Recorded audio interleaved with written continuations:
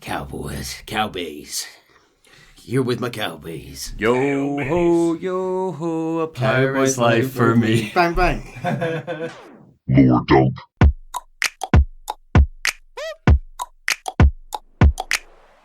Hello, and welcome to another episode of Lore Dump, the show where we take someone who hasn't played a game and walk them through the full story. I am Monty Zander, and I'm joined by Chase. Yeah, cowbaes. That's not going on your mic, that's going to have to go on mine. Neil. Yeehaw, cowbaes. And Neil is going to be walking us through Red Dead Redemption 1 today. And I'm very excited because it's been over a decade since I last played this. I thought you were going to say since we last recorded, because famously I died, as pointed out in the last episode. I've returned from the dead. We're back to Red Dead. A theme which we might touch on in the next episode. BioShock? What is that? I've not heard of it before. I've never heard of BioShock. Yes. But yeah, so we're going to talk about cowboys, going to talk about pirates. When did this game come out? Why are we talking about pirates? Because it's all about pirates. This game came... We're talking about pirates because I recently finished One Piece. 1,096 chapters of stellar pirate facts. You didn't finish though, because it's like... Well, I mean, it's still ongoing, but I've caught up. To date, yes. I'm to date. Yes. Sorry, so serious question. When did this come out? Because I haven't played this since release. This game came out in 2010. Holy crap. So it was an interesting time for Rockstar. They had in 2004 released Red Dead Revolver. We covered some of this in the Red Dead 2 episode, because if anyone who hasn't listened to that one, we started with 2 for reasons that will make sense to anyone that's familiar with the games. I'll just say now, 1 is set after 2. So That's not how numbers work. I know. Why is it not Red Dead 0? Red Dead 0. Thank you, Yakuza, for bringing this new way of speaking into our booth. Yakuza next year, everybody. So 2004, they released Red Dead Revolver. It got fairly good reviews. It was sort of linear, sort of explorable areas, though level-based cowboy shooter with some sort of big characters. People liked the gameplay. People were like meh on the story. It got pretty good, like sort of 7 out of 10s, I think. And then a few years later, I mean, they started working on Red Dead Redemption in, I think, 2006. Wow. It was a long and very difficult process. They released a tech demo for it. People assumed it was going to be a straight sequel to Revolver. And then they revealed in 2009 the trailer, I think February 2009, and it was an open world game. The first cowboy game of its time. And I swear I had never been more excited. There is a journal somewhere from when I was about 9 where I had drafted a game that I was going to make when I was older. Obviously, I ended up with none of the skills or desire, but I drafted a game where you could go into cowboy towns, buy ammo, and go into the saloon, and this was everything I ever wanted. So this game released in 2010, famously this year got a remake or remaster, which dropped to rave reviews. It's garbage. People noting that it looked exactly the same, just with maybe slightly, it's an HD now or 4K or whatever. In some ways, Chase, it looks worse. I love when that happens. Yeah. I love when that happens. Because they didn't redo anything. It's the same assets. It's just, crisped up. The lighting's a bit more modern. So, ran it through the old AI. Yeah, well, probably. And they charge 50 quid for it. $60, $70 for it. Much like the GTA remasters, which were also real garbage. So people were so excited about this, thinking that they might, in a dream world, put it into... I mean, you saw some of the screenshots of 2. It's a gorgeous game. We thought that it might be the same engine. It was not. Doesn't matter. We're talking about the original release, or the new one, it doesn't make a difference, which was released to critical acclaim in 2010. Chase, it's been a while since we did this. Oh, dear God. Okay. I would like you to maybe recap what happened in the first time, or the second game. Of course. Anything for you. Lenny! Yes! Lenny! Also, what's his name? Fucks a wolf. Yes, as we've clarified. Abigail the wolf. I remember Abigail. Yes. She's locked in here. She howls in my dreams every night. Fan-favourite character, John Marston, our big dumb boy, thinks that his wife is a wolf. And anyone who hasn't listened to the 2-parter we did on 2 Go and do it. It's a good place to start. One of the takeaways we came in with, or these two came away with, is that John Marston is dumb as a bag of rocks. But it's okay because his heart's in the right place. It is. His heart's in the right place. We love a himbo. Very quickly, Chase, do you want to respond to the many comments we got where people were really upset at the fact that you didn't think Red Dead 2 was any good? I'm sorry for not feeding your echo chamber. I like JRPGs, not cowboys. I think they gave it a 7 out of 10. Also, Yeah. I gave it a 7 out of... I think it was like a 7.5 out of 10. I gave it a good score. Yeah, a couple of things on this. I just didn't respond to the emotional moment. I think it's useful for us to kind of point out to our audience that we are friends in real life. This isn't a job or anything. We do this for fun. And it is inevitable in a show like this, where we are introducing games to each other that they don't know, that we won't like every game we cover when we're the person who doesn't know anything about the game. We're going to do Yakuza next year. I've played 3 hours of Yakuza and I thought it was fine. You know, so I'm excited to maybe have that perspective changed. I'm going to make you love it. I Well, can't to be wait. fair, you've succeeded once. Yes. I know. But I just want to clarify that it is inevitable that we will not like every game we ever cover on this show. It's part of the fun, okay? Especially next year when Neil and I do games. Have fun when Neil and I cover games that are definitely not in Chase's wheelhouse. Superheroes. The trailer's out. Are superheroes lower on your preference list than cowboys? Yes. I can't wait for this. Legitimately. I am going to make you cry at Spider-Man. Credit. I think that we're doing a tirade into next year's. I think I'm going to really like the Arkham games because they're fucking batshit. Yes, I think you'll really... Oh, pun intended. Sorry. Anyway, so just wanted to point that out. Neil, back to you. Let's kick off Red Dead Redemption 1. In the last game, as a brief recap, we followed the last few months of the life of Arthur Morgan. Spoilers, but I have warned you to go and listen. Rest in peace. And the last fifth of the game, maybe sixth of the game, we switched over to playing as John Marston. Now, out of the gang after he was betrayed, left behind one too many times. Dutch, the leader of the gang, had gone mad with power, or perhaps had always been this terrible guy. We're not sure. Both could be possible. Mad with power, he just kind of went a bit stupid and started following a moron. Yeah. Who, if I remember right, isn't dead? No, Micah dead. No, Micah you're thank thinking God, of. thank God. Micah's dead. Dutch, at the end of the game, there's a confrontation between Micah, John, and Dutch at the top of a mountain. Dutch Dutch out shoots of nowhere, Micah. shoots Micah and walks off without saying a word. Dutch is alive, so Dutch could potentially alive. At the end of 2, Dutch is alive for sure. could potentially come back. Arthur was an original character for 2, so isn't referenced by name in this because he did not exist. They've all just forgotten about him. Can be slightly jarring about the order that we're doing this in, but we're going to go for it anyway. So, Red Dead Redemption 1, which it wasn't called 1 at the time. Exodus in America. We open on a port. A paddle steamer is docking as the piano soundtrack rings out the bitter notes of endings and new beginnings. We see a motor car being lifted from the boat to a ramshackle dock.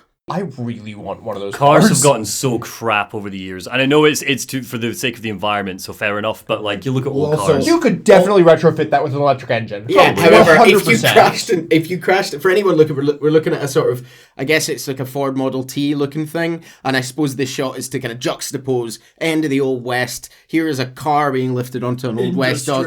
But if this thing crashed, it would fold like a box of napkins, you know. And parallel parking that thing would be a bitch. And it can go at 20 miles an hour. Part of me feels like in the year of our satanic lord, as the Bible reminded us, 2023. I feel like we could like fairly easily make that as like a DIY project. Is that it, Lord Dump? Do you know how to make an internal combustion engine? No. That's my point. Is if you got like some electric engines, Right. you know, hooked up to a controller, I feel like the body itself. There's not much going on. Somewhat easy. Yeah, there's no power steering. There's no anti-lock brakes. Anyway, we're just talking about cars now. They're the scientists. We're artists. We can't do anything. I mean, I can make you the software for it. I built robots once upon a time in high school. I could do that. Among the passengers disembarking the boat, we see a familiar cowbay.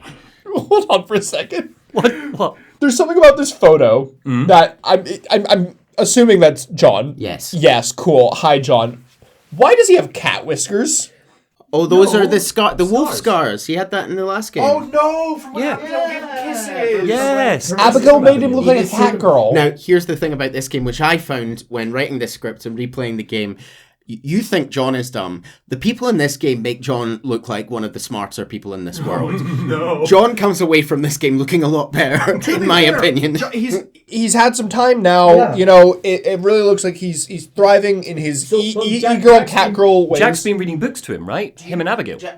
Jack was sort of trying to teach his mum to read, but yeah, Jack's reads a lot of books. Do you remember, sort of, just very briefly, the kind of sting at the end of the last game? So John and Abigail got married in the loveliest sort of scene in the game. Yeah. And there is a sort of sting during the compilation of their lives starting together. We see the two agents, the Pinkerton agents, watching from a distance.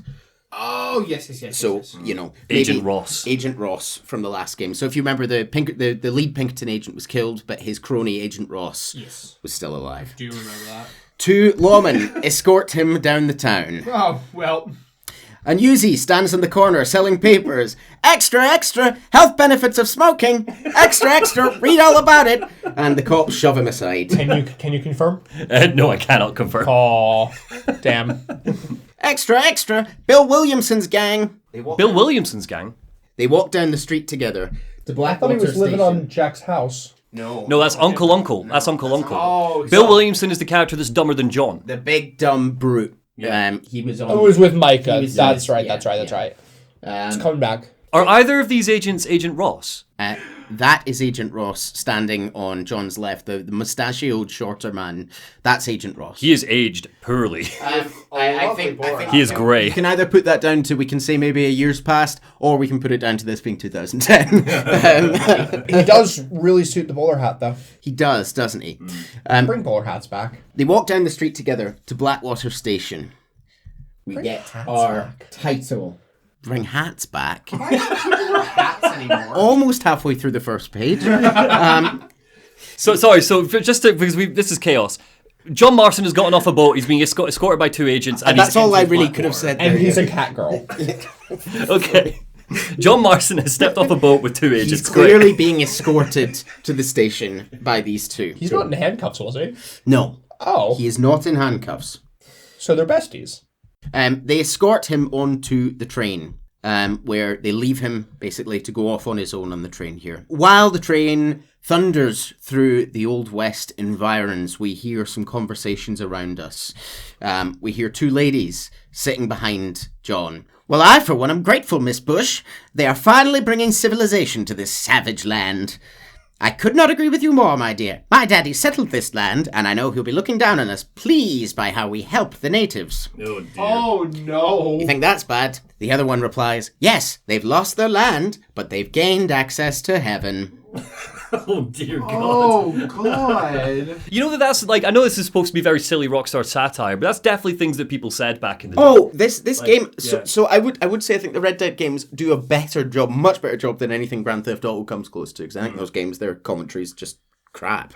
But it does attempt to tackle the serious issues in a rockstar kind of way. I mean, it's not brilliant, and I sincerely doubt they had much kind of input from First Nations or any kind of indigenous people. And Dutch, but- at the end of Red Dead 2, Dutch basically ignited the flames of a massacre of the native people. Dutch, I forgot about yeah. that. So Forgot he did that. Dutch took advantage of the passions of the kind of younger generation of a native people, and against the wishes of their chief, and got a bunch of them killed. And Rain Falls was the son? Eagle Flies was the son. Eagle Flies died, right? Eagle Flies died, and Rains Falls, when we last see him, is having to leave to Canada because there's nothing there for him anymore.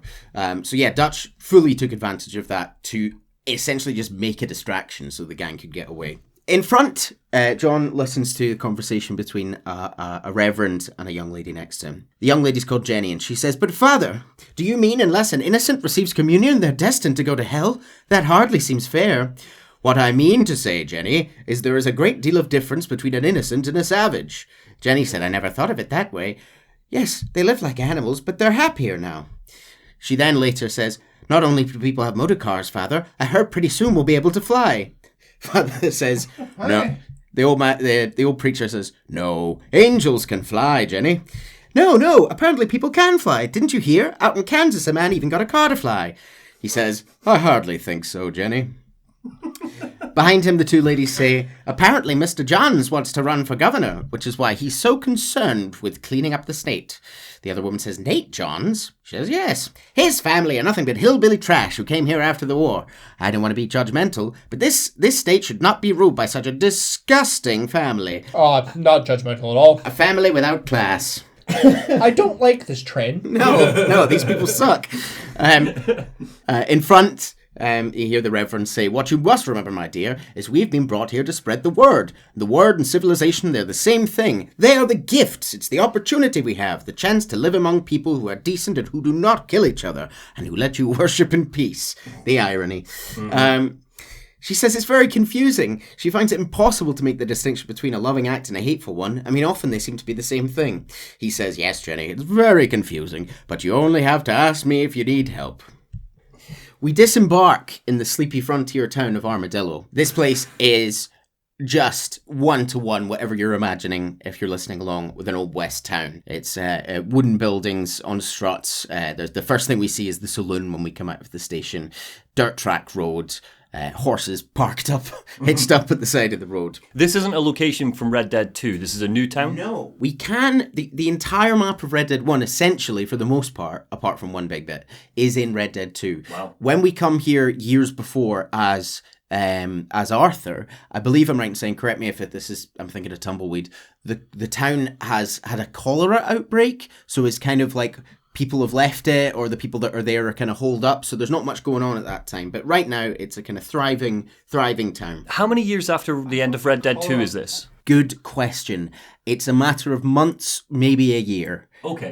It's not been that long. Cool. Which we can kind of infer by, we know that they just built their farm. We know that the agents were watching them into. So we can infer they probably didn't wait that long to go and speak to John. He heads into the saloon to meet his contact, and a bearded old creep fondling a girl on a couch calls out to him, "Mr. Marston, over here." I'm doing the same voice for everyone. "You must be John Marston." We hear for the first words from John. He says, "Sometimes." "I'm Jake. Your friends from Blackwater have hired me to guide you. They ain't my friends, but pleased to meet you, Jake."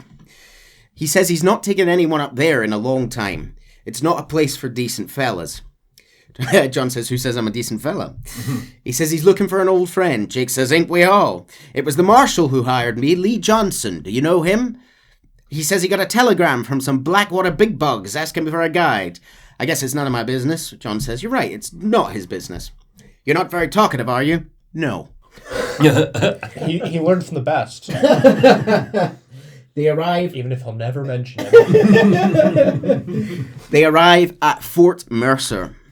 Okay. Our contact bids us farewell. He's obviously afraid of this place. Everyone seems to be a bit afraid of this place. Classic old American castles. Yeah, kind of fort, old rundown army fort. John approaches the gate alone, and he calls out, "Bill! Bill! I've come for you, Bill Williamson. Come out here right now." Bill comes back. "Go away, John. Don't make me kill you." "Nobody needs to kill anyone, Bill." Bill pops his head over the wall, his rifle fixed on John. "You must think I was born yesterday. You always did think I was an idiot." "That ain't fair, Bill. You was as my brother. I've come to try and save you." Two henchmen join him on the wall.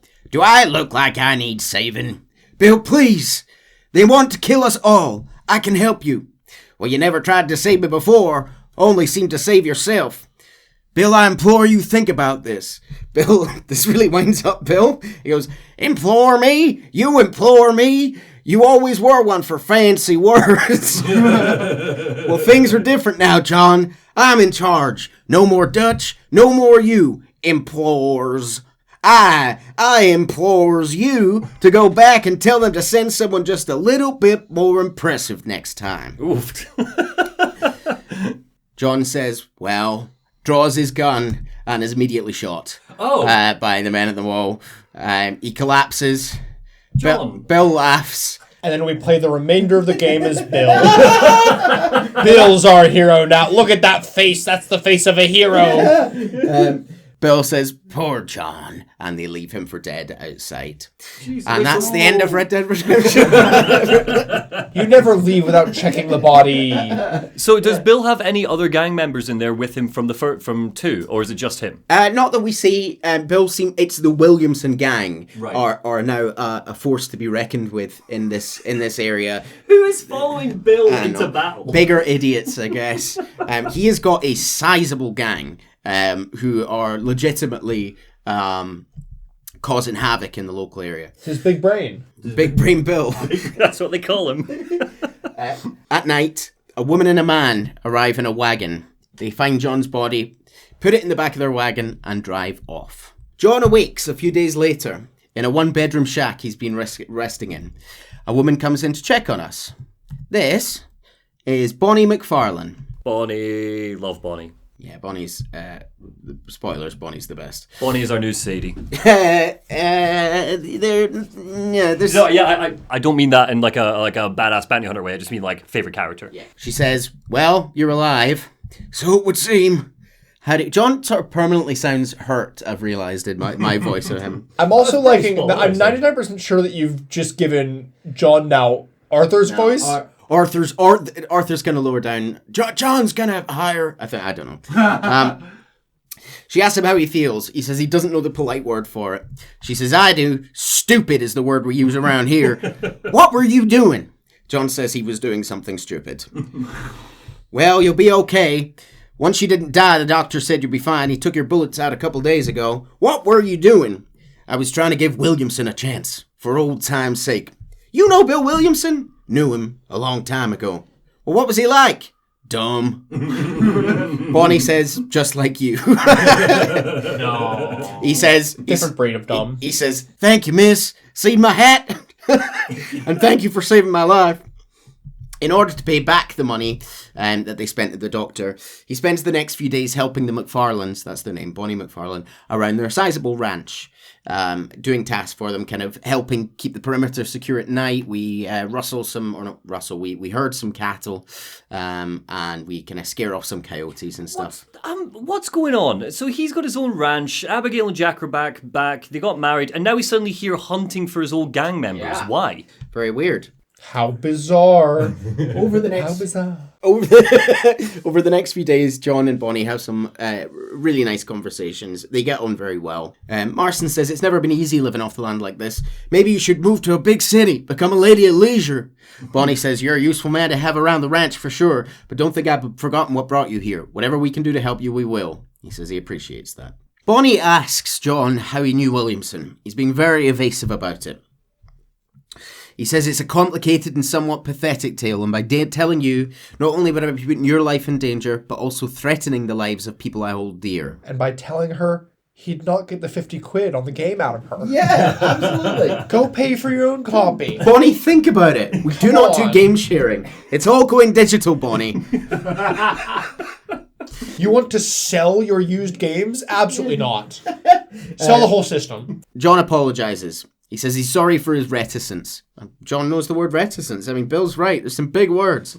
He's been reading too much. Yeah. "I hope you believe me when I say it's simply out of respect for you." She says, "Of course, Mr. Marston. I understand that a city dweller such as yourself likes to have some exotic secrets. A city dweller now. So us country folk are impressed." He says, "I'm no city man, miss." Oh. They have a horse race together. It's quite cute. Yay! Who wins? It depends. Oh, okay. Depends on if you're shit. Yeah. Get good at the horse racing, man.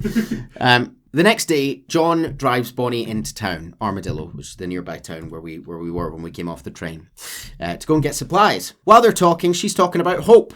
Marston says hope's never really entered into it for him. It's not something I think about. She says that's a peculiar outlook. "I can't say I really understand you." He says he doesn't either. "Oh, don't be so deliberately enigmatic." "I'm not, miss." "Yes, you are. You are being deliberately obscure as a substitute for having a personality." I know some people like that. Just calling him out. She says, "I think it's funny I found you dying on the side of the road and now you're driving me into town." He says, "You got a strange sense of humour." "Well, you must admit it. It's an unusual start to a friendship." He says, "I didn't realise we were friends, Miss Macfarlane." She says, "Oh, please. Now who's being funny?" Oh. Bestie. Yeah. They had a whole horse race together. Besties. John eventually does tell Bonnie that he has a farm upstate. She says she doesn't believe that he's a farmer for 1 second. He tells her a little bit more. Me and the I don't folks... think John believes it either. Yeah. He says, me and the folks I used to know up in New Austin, the last real outlaw country, where the old ways still hold true. You do a man wrong, he'll shoot you for it. You do a man right, well, he may still shoot you for it, but at least you have an idea of what's right and wrong. She said, what dreadful novel did he get that romanticised drivel out of? Those days are long gone, if they were ever here at all. You arrive in Armadillo. She admits it's not exactly Manhattan. Yeah. Red Dead 2, Saint Denis was quite a bustling, industrialised city by that point. Town, yeah. So the biggest town I know you were fascinated last time by the sort of fictional states. So just again, the states we don't have the state of Lemoyne in this one, so because it was a way bigger map than 2. The states we are in here are Wait, this has a bigger map than 2. no, way smaller. Oh, way smaller. okay. So there are 2 fake American states in this. They are New Austin and West Elizabeth. These are the two states we're in. And in terms of like how they look, they are much more uniform than the first game. There's a little bit of snow to the north of one of them, but it's like, for the most part, it's picture an old Western film. Those films that were actually made in Italy were supposed to be. A few days later, John tells Miss Macfarlane about his family. He says, I'm married, I have a son. He says, I had a daughter, but she died. Oh, did we know that? Not as far as I know. I don't think we find that out in the second game. Years before that, I rode in a gang. We robbed banks, trains. As I say trains, I can see Twitch forming in Chase's eye, as I mentioned, train robberies. Is there a hot air balloon in this one? There is not. We held people ransom. We killed people we didn't like. Bill Williamson was in that gang. Now, if I don't capture my former brother-in-arms, great harm will befall my family. Oh, so the Pinkertons are strong-arming him. Maybe, yeah. Arseholes. Yeah. She says she had no idea, you poor man. He tells her a little bit more. My father was an illiterate Scot born on the boat to New York. Hey, he's Scottish. John Marston's Scottish. I don't think he gets a great depiction here. He says, which is, no offence, very accurate to Americans, this bit with Scottish heritage. He says, he never saw his homeland, but to hear him talk about it, you would imagine he only ate haggis and wore a kilt. I mean, that is all we do. The amount of people in America I know that are like that. Did you know, fun fact about the Scottish haggis? So there's this joke going on with where Scottish people love to tell Americans, oh, the haggis is real and it's still running around, etc., etc. But did you know that, in fact, it is gone extinct? And it went extinct because Maggie Thatcher organised a culling of the haggis in her final year of power. Yeah, that's true. That's true. Yeah, and the lack of funding going to Scottish councils at the time made it so that conservation groups just weren't able to act. Absolutely horrific. So Maggie Thatcher, directly responsible for the death of the beautiful, beautiful haggis. I would maybe put it number 2, behind what she did to cities in the north of England and Scotland. Yes, yeah. Marston says his father died when he was 8 years old. His eyes were, well, let's just say he was blinded in a bar fight south of Chicago. My mother died burned during childbirth. She was a prostitute. I was sent off to an orphanage and ran away and fell in with a gang. He says the leader of the gang taught me how to read, taught me how to see all that was good in the world. He was a great man in many a way. But you killed people? Sure.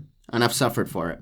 That's the life I left, or tried to leave. I've said too much, Bonnie. I'm an uneducated killer, sent here to do all I can. Kill a man in cold blood so another man may do his part to cut crime in an area, and a rich man can be elected governor on the back of these promises. She says civilization sure is a beautiful thing. Later on, we meet Bonnie's father, Drew, which I don't know why Drew is a funny name to me. I'm sure it must have been a name at the time, but I think of it... It's still a name. I know. know What I'm saying is, in my head, Drew didn't become a name until like 1975. So I'm just, Oddly specific? Yeah, I think of it as like a fairly modern name. Yeah. So I don't know. It was a result of Maggie Thatcher culling the haggis. Move on. Drew is the patriarch. He's older. You'll see a picture of him later. He's a big boy. Big face. Big man. He's in a lot of debt and he hates the government. So aren't we all? So most Americans. Yeah. He says he had a hard time settling here. He's buried more children than he's raised. When I hear about this so-called federal government sending out agents to covertly murder and control people, I start to worry. I mean, all right, Williamson's a menace, and men like him are the plague, but isn't a government agent a worse menace? And all that symbolizes. Yes. Yes. The Pinkertons are scum. Well, he's talking about John as well. John says, you may be right. John clearly doesn't want to be here. John tells Bonnie he's surprised she never got married. After all, she's quite a catch. Oh, well, but no, you're a married man, John. You have a wolf back at home, John. Friends. They're just friends. Just friends. It's John. They're just I would roommates. say we don't get... People read into this relationship always, and it was a really lovely, interesting relationship. I personally don't read romance into... Certainly not from John's side. Yeah, I never did that. He does tell her, you're worth two of any man I know, miss. She says, I'll try to take that as a compliment. He also says, you remind me of my wife. She's always been a woman in a man's world. She says, you don't talk about her very much. It's kind of painful, but she's never far away from my thoughts. So there you go. Abigail's presumably safe, or maybe not safe, but in the picture. Probably a bit miffed that he's off on this mission. Well, maybe being held by the Pinkertons. Maybe political realities in Armadillo. Sometimes I'll read these out. These are just like mission names. Okay. John visits the sheriff's office in Armadillo. The deputy here is a nasty wee bastard who's asleep in his cell and has to be woken up by a prisoner in the next cell. It's like an open cell. He's having a nap in it. He says, you that feller from the train company? Marston says, no, I'm from Fort Mercer. And the guy goes, Fort Mercer? You them. One of them Williamson boys. Marston tells him to calm down and they draw guns on each other. Who gave this man a gun? Well, we're about to find out. The marshal, an older man, enters. He's got an incredible beard. He asks what the hell's going on here. Sideburns. And the deputy goes, I got me one of them Williamson boys. I am not exaggerating his accent. John says, I got me one of them idiots who give marshals a bad name. The marshal says, Jonah, put your gun down. You must be the man from Blackwater. He tells the marshal of his mission to bring Williamson to justice. The marshal says he has enough on his plate with the bloody railroad company burning down local settlements, cattle rustlers needing shut down. The railroad company? Yeah, a railroad company. Why are they evil? Yeah, so the marshal says he's got enough on his plate. He's got cattle rustlers, the railroad company burning down towns, and a bunch of drunken hoodlums in the saloon threatening to shoot people. That's all he's got so far today, but it's early yet. Marston agrees that if they go and deal with the hoodlums in the saloon, we'll discuss Williamson. They chase down the offending drunks, which ends up in a shootout where Marshall and John go bang bang on the hoodlums. Good, love it. Take him down. The next day, the marshal is struggling to use an antique telephone. Hello? Hello? This is Armadillo. What's with these things? It's a new line. They have a conversation here where the marshal says, I have no idea what's going on. If it's important, they'll send someone down like they did with you. And then he says, suddenly the world is full of theys. Which I find is Marshall maybe pro-trans or is maybe slightly confused by it, but yeah. As long as his heart's in the right place. We ride out with the marshal and some of his idiot deputies to take out more outlaws. There's more of them. These are all deputies on the screen. They all talk the same way. They're all idiots. And I've got my gun. gun. The accents are back, everybody. Please God, only Neil's. I heard you think I have a problem with your accents. I am fine with them as long as they don't veer into anything outside of Europe. I'll take it. Wait, no, what about American accents? Okay, Absolutely not. fine. No. I veto those ones. I'll slip a Barry Wheeler in here somewhere. Barry Wheeler. How is your Barry worse than my Barry? Sorry, anyway, back in. Go watch the Alan Wake episode, everybody. As they ride along, the deputies are badgering John. What, you, some kind of vigilante? You don't look like no government boy. Marston says, I guess it's complicated. I became because they made it impossible for me not to. You sure are one tight-lipped son of a bitch, mister. Ain't you all proud and superior? Don't forget, you need us more than we need you. Bill Williamson folded you up like an empty purse last time, if I remember correctly. The marshal tells him to simmer down. Simmer down, Jonah. I love that it doesn't matter what interaction John Marston's have had in this game so far. All of them have ended with somebody going like, oh, Billy Big Balls, with your big words. Yeah. He just gets a hard time. Marston tells him, listen to your boss, Jonah. There's a good boy. Otherwise, I'll put a hole in your hillbilly head and watch your tiny brains run out. I did veer into Arthur there. The marshal tells us that he hates the government. Everyone hates the government and is very suspicious that John is here on behalf, effectively, of them. We eliminate some more bandits. I'm going to skip over most of the action in this game. Yep. We eliminate some more bandits and free some ranch hands that have been kidnapped. The marshal agrees that he's going to have time to help you with Bill Williamson. One of the deputies reports to us that it's Mr. West-Dickens. He's gone missing. Marshal says, who? Eli, one of the deputies, who are all going to have the same voice, says, I've not got that much range. Mr. West-Dickens, the tonics merchant. He was doing town last week. Oh, the narcotic and bat piss salesman who cons housewives out of their money with promises of eternal youth. Yes, him, but I think you're being a little unfair. He's helped a great many of the country and the townsfolk are really missing him. The marshal says, hear that, Marston? We just butchered a gang of thieves and the town is up in arms about a missing snake oil salesman. I'm so glad to be serving such a wise and respectable people. I like the marshal. I don't like cops, but I like the marshal. Yeah, the marshal's, the marshal's all right. Sorry, just very quickly, West-Dickens sounds like a confidence man. This isn't the same confidence man from RDR2. No, that was Josiah Trelawney. I fucking forgot they were called confidence men. Yeah, I think you found that out. I did. I did. So, we go looking for Mr. West-Dickens. We find a wagon with a man lying apparently dead nearby. Oh. Marston goes over and says, excuse me, sir. Mister, are you alive? West-Dickens is on the floor and he goes, bugger fuck! God damn it! Good heavens! I said no, I'm not okay. Do I look like I'm okay? John says he looks pretty good for a corpse. West-Dickens says, praise be. Time to get you to a doctor or an undertaker, whichever one you need once we get to town. He's lying there with his arms on the floor, his arms raised up going, St. Peter, open up the pearly gates. I'm coming home. We help the old-timer onto the wagon. Hurry, sir, I'm bleeding like a badly butchered hog. He looks fine. Yeah, he's basically all right. We ride on the carriage, his carriage back to town. We are attacked by highwaymen on the way. Good Lord, it's those scoundrels again. But we kill them all. He's such Good Lord, now I'm with the scoundrel. West-Dickens is the drama. Whenever we go over a bump, he goes, please drive carefully. Every bump is like getting struck by lightning. I've never heard that before. I love that phrase. Is the drama. As we go into town, he's screaming, Death, I embrace you. John's trying to tell him, you're going to be fine. Christ's sakes, take me into your arms. Oh. Alex is a man of faith. we get him into Armadillo and we drop him off at the doctor. He says you're a gentleman and a true man of honour. Later, the Marshal and Marshal and John are discussing West-Dickens. Marston points out that for a man who claims to have found a remedy of all ailments, he's in pretty bad shape. A remedy? Oh.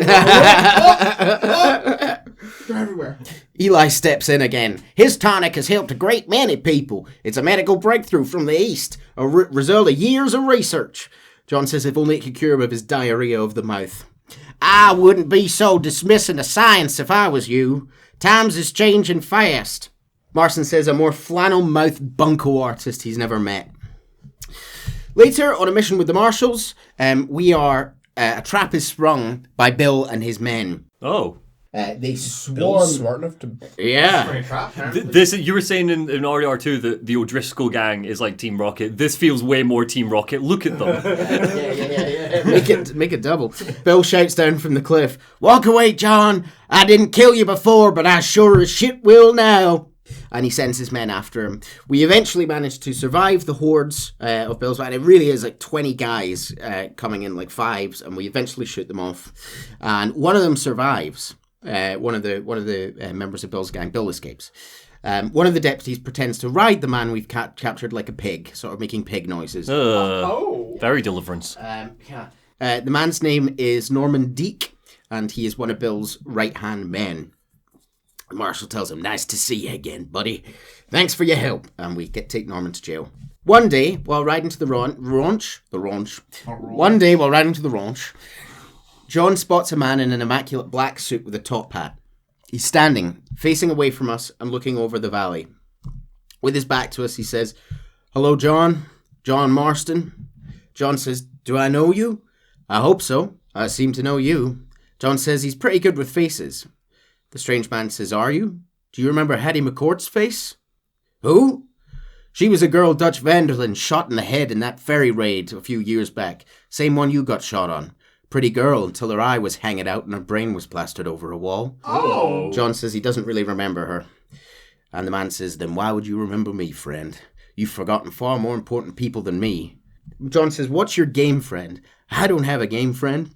I just wish sometimes I'd known more about life. Had better guidance. I know what you are, John. He tells us there's a man in Thieves' Landing who's going to be unfaithful to his wife and sends John to resolve the issue. Briefly touch here on, you do have a choice in how to do some missions. It's not like the first game. There is an honor system, high honor, low honor. You get different outfits, different kind of reactions from the law.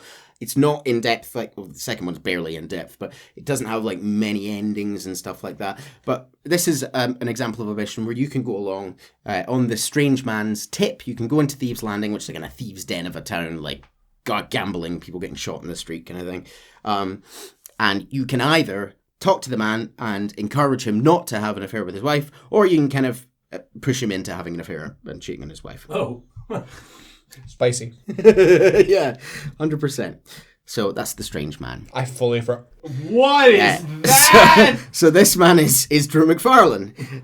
This is Big Bonnie's dad. Walrus mustache. Yeah, do you want to describe? Why is his chin so bulbous? Yeah, he's huge. The characters look a little more cartoony at points in the first game. It is this, like, middle-aged man, generic hair, but just his face just gets wider and wider the further down it goes. He's got the biggest fucking jaw and then just massive walrus handlebar mustache. So don't panic. The next mission is called Hanging Bonnie Macfarlane. Oh. What? John walks into the marshal's office. Drew, her father, is there. He's shouting and screaming. I don't have a clue, but it's got something to do with that government boy. Marshall says we'll talk to him. John comes in. He says, where is she? My daughter, you fucking scum. Where's Bonnie? John says he doesn't know. He hasn't seen her since after the fire. John saved their barn from a fire. Okay. Casually. Yeah, sorry. There's so much stuff in here I had to cut out. Great. Yeah. Drew says he can't cope and he breaks down and says, if I lose another child. Marshall says, Drew, nobody's lost anything yet. I'm sure she's fine. A sing-song voice comes from out in the street. Oh, Mr. Marshall, come out, come out. They go outside and see a bandit on horseback. Even better. Good day, Mr. Macfarlane. He tells him there that they've got Bonnie Macfarlane. The gang have got Bonnie Macfarlane. Bill's gang. Bill's gang have got Bonnie Macfarlane. And he says some very gross things about her. There's some very horrible sexual threats. He says, I want Norman Deek. I want him set free, then you get your daughter back. The marshal says, we don't deal with outlaws, boy. He says, yes, you do. Let's not waste our time pretending otherwise. Whole government themselves ain't much more than a bunch of crooks. Nobody likes the government. He tells him to bring Deke up to Tumbleweed in a couple of hours. Don't get any funny ideas or I will slit her throat myself. You have a pleasant afternoon. So... I love how mannerly they always are. Yeah. Well, it's kind of sarcastic, but you're right. They all call each other sir and mister and yeah. We ride out with the posse. Deke tied up on the back of the horse. Let's get Miss Macfarlane back. This is what happens, Marshall says, when we let the Federals interfere with our affairs. Marshall's my favorite character in all of Red Dead. He says, are you happy now? John says, I ain't happy. I already told you I ain't with the government. And he says, you say that, John, but the only thing I know for sure is who sent you. They made me come here. They gave me no choice. That's your federal government, Mr. Johnson. They come down here, says the marshal, dressed as cocky as the king of diamonds, talking a lot of flannel about helping us, about spreading peace and civilization to the west, but they brought us nothing but trouble and taxes. Amen. While they ride, they talk about their captain. What's that? Why have you turned into Andrew Ryan through this? Yeah, boo, taxes. Yeah, we need taxes. Referring to the captive tied up on the horse, Deke, the right-hand man, the marshal says Deke's the kind of man who's mean enough to be second in command, but too cowardly and stupid to ever be leader. So perfect for Bill's gang. Marston says, don't ever use that line near your deputies. He describes Tumbleweed as a lonely, god-forsaken place. Some people say it's haunted. It was quite the town back in its day. It's almost like Armadillo, but like 15 years ago, and it got abandoned. The marshal says, I just hope you're not taking advantage of the Macfarlanes, Marston. He says, they saved my life, gave me food and a bed, and they had no idea who I was. I owe them more than I can ever repay. Oh, I know you helped, just like you helped me. but you got your reasons for doing it. And this raises a question for some people. Is John helping because it's the right thing to do, or because he needs to leverage their help? Why does it matter? Because he's on route to get his Red Dead Redemption. But John is doing this because it's the right thing to do. He needs at this point he needs the Marshal's help to storm Bill's. Oh, I think he's helping the Marshal to help, but the Macfarlanes is just. Does it matter? Well, I don't know. Well, okay, that's a deep philosophical question you've asked there about intention mattering to moral acts. I suppose it infers it's a character study, and it informs whether or not he's a good person. Yeah. Because if you're doing things purely for gain, then even if those things are objectively good, can you say that you're a good person?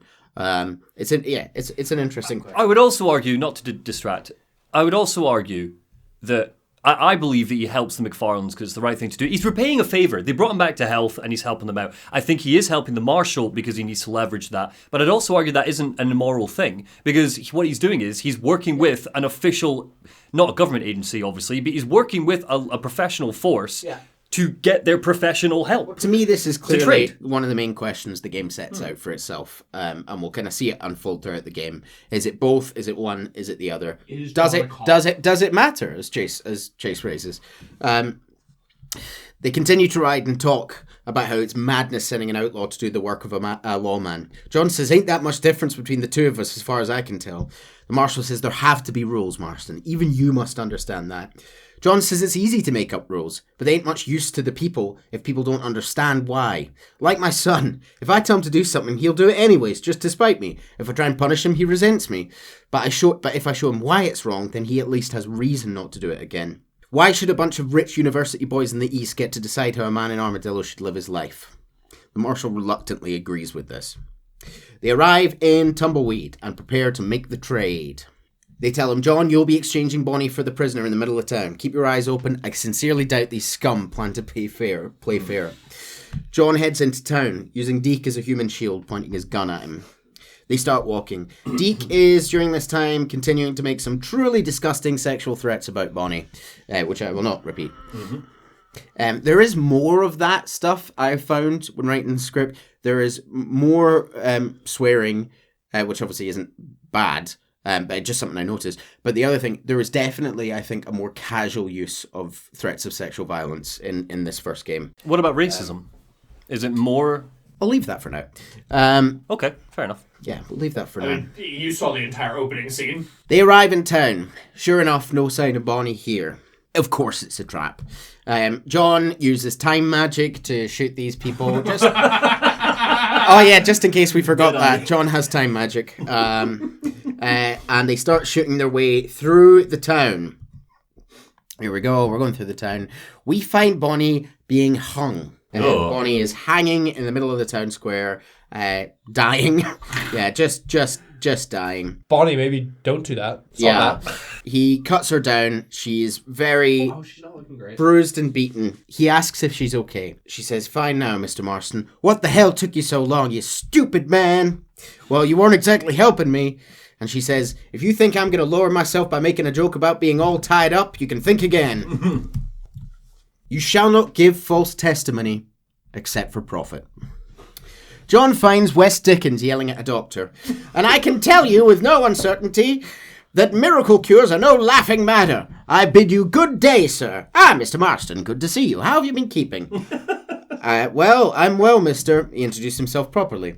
"Mr. West-Dickens, Nigel West-Dickens from Eastcheap, London, New Waverley, New York, and Armadillo, New Austin, at your service." Well, okay. He's been about. It's a lot of big cities and then Armadillo. Yeah. I guess maybe because he's there now, but yeah, it's a good point. "At my service, at everyone's service, at the service of science, of knowledge, of life." He says, "How are your wounds?" And he says, "Oh, much better. But then they would be. Would be. I know a cure for all ailments, Mr. Marston. Oh, I'm sure you do. And for just $2 an ounce, I could live forever. Oh, but for you, sir, I do a bulk discount of $1.95 an ounce, as long as you buy 100 ounces or more. That's a lot of immortality," which is one of my favourite lines ever written.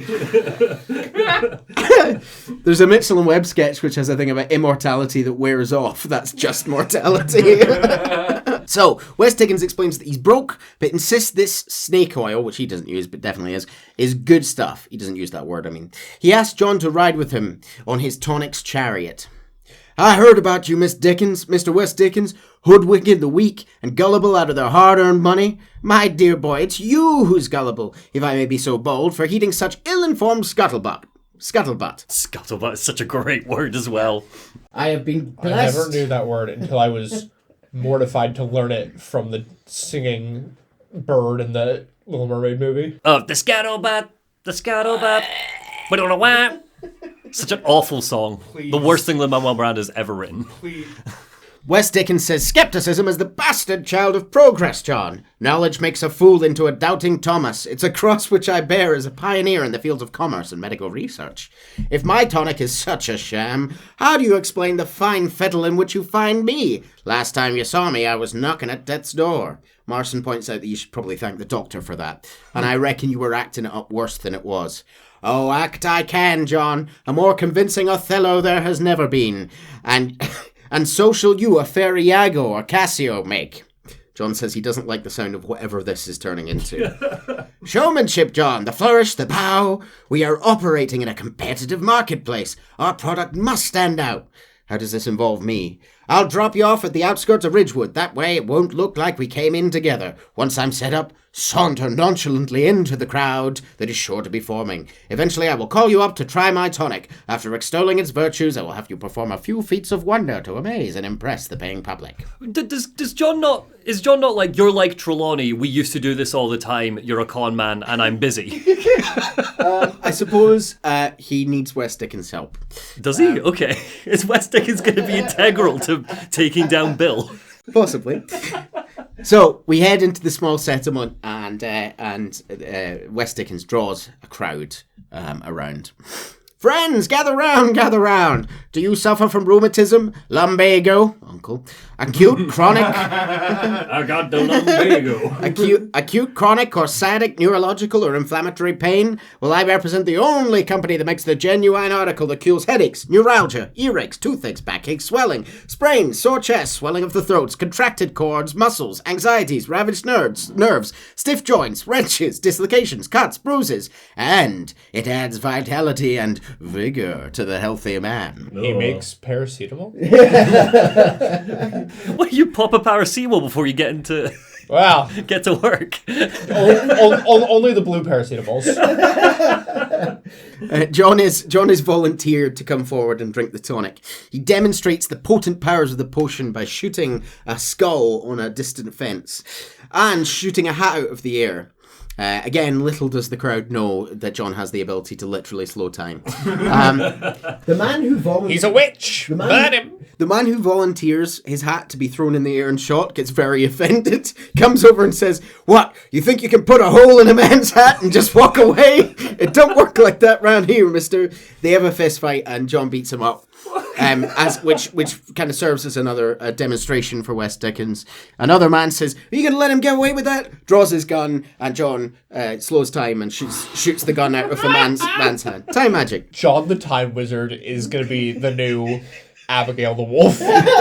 So after this, the crowd is convinced and go up, and even the man that John beat up and shot the hole in the hat grumbles to himself and goes, "Well, no harm in trying one bottle, I suppose," and goes over. So we've made some money for West-Dickens, and West-Dickens says he's going to help. He's going to put John in touch with Seth, who's over at Coote's Chapel. I don't remember much at all, it seems, about this game, but I do remember Seth. That's worrying. Oh, no, I'm scared now. We head to Coote's Chapel, and Marston comes upon a horrible little golem man robbing a grave.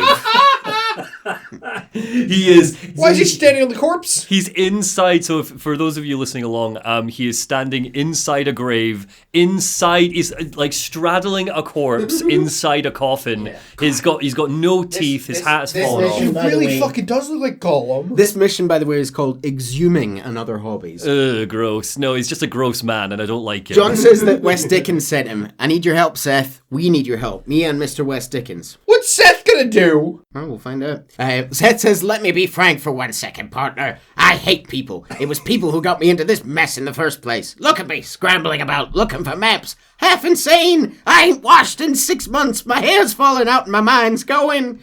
John says, what happened? My partner, he stole half my map. I would never have done that to him. Look at me. Who did this to you? My partner, my boy, my man, Moses Forth. I don't have the facility to tell you what I would done for that man and what I would do to him now. He stole half my goddamn map. He says it's a map. The map. Wait. He's a pirate. He's a pirate. He's a pirate. He's a grave robber. He's such a horrible little child worm goblin man thing. I hate him. He's very... Goblin man thing. Yeah, and he's got sort of permanently blackened hands from digging around in graves. He says that Moses has the other half of the map that tells where it is. We had One Piece. We head out to try and find his ex-partner, Moses. But maybe it is in a romantic way. He does say some things about Moses which make me wonder if they were romantically involved as well, but that's just me reading into it too much, perhaps. They were just map mates. I would much rather Seth just be asexual. I don't want to imagine any of this. He also takes some of the pills. That's why he knows the doctor. If he's being sexual towards anyone, we know who it is. Stop that! Stop that! We're going to get more into Seth here. We ride out to where he thinks Moses is, up at Benedict Point. Marston says, how can you sink that low, digging up graves and looting from the dead? Seth says, you're hypocrites, the whole damn lot of you. Are you saying it's better to steal from the living? They're corpses. They don't care none. These people have been laid to rest. You don't know nothing. This might sound bad, but he's got a point. Well, yeah, you're gonna get turned back off him with this line. You don't know nothing. I talk to him. Long after they've been forgotten by every other fella, I tell him it's all right to be scared and alone. I embrace them when they're stinking and rotten. I don't know what you mean. I talk about Ouija board every night. Maybe not hugging corpses. He says, folk is cold and heartless all their lives. To me, they get even warmer when they're actually cold and heartless. Stop that! Stop that! Move on. No, I don't like it. I take everything back. He says, so gross. He says, are we really living anyway? Do you exist outside my mind? Maybe we're both having the same dream, and when we wake up, we'll die. Stick him in a remedy game. Marston says, if it's a dream, it's a nightmare. While we're riding, Seth just says to himself, have you looked in the cave, Seth? No, it's very dark. John says, what do you say? He said, I didn't say nothing. They just straight up put Gollum in this game. Yeah. All the characters are much more colourful in this one, than in RDR2. I think they have more fun with this. Would you like a hot take? Yeah. So far, this is miles better than RDR2. You know what? I knew you were going to say that. I knew you'd enjoy this more. This is so much better than RDR2. So he tells Seth as they're riding, I need someone who can get a wagon inside Fort Mercer. So this is what he and West-Dickens are working towards. Right. I was told you could help me. So West-Dickens has the wagon. They need a way in. Wait, so what? The plan is West-Dickens goes in and is like, I've got my tonics. And then what? John pops out the back with two revolvers. Oh my god, okay. Clearly I don't remember this game. Only after taking the tonics, though. He needs that. Seth says he knows Bill Williamson. Oh, yes. I met all them boys. Sometimes they call on me when they got some special job needs doing. I got a reputation as a man who will do things most other fellas won't. I can see it.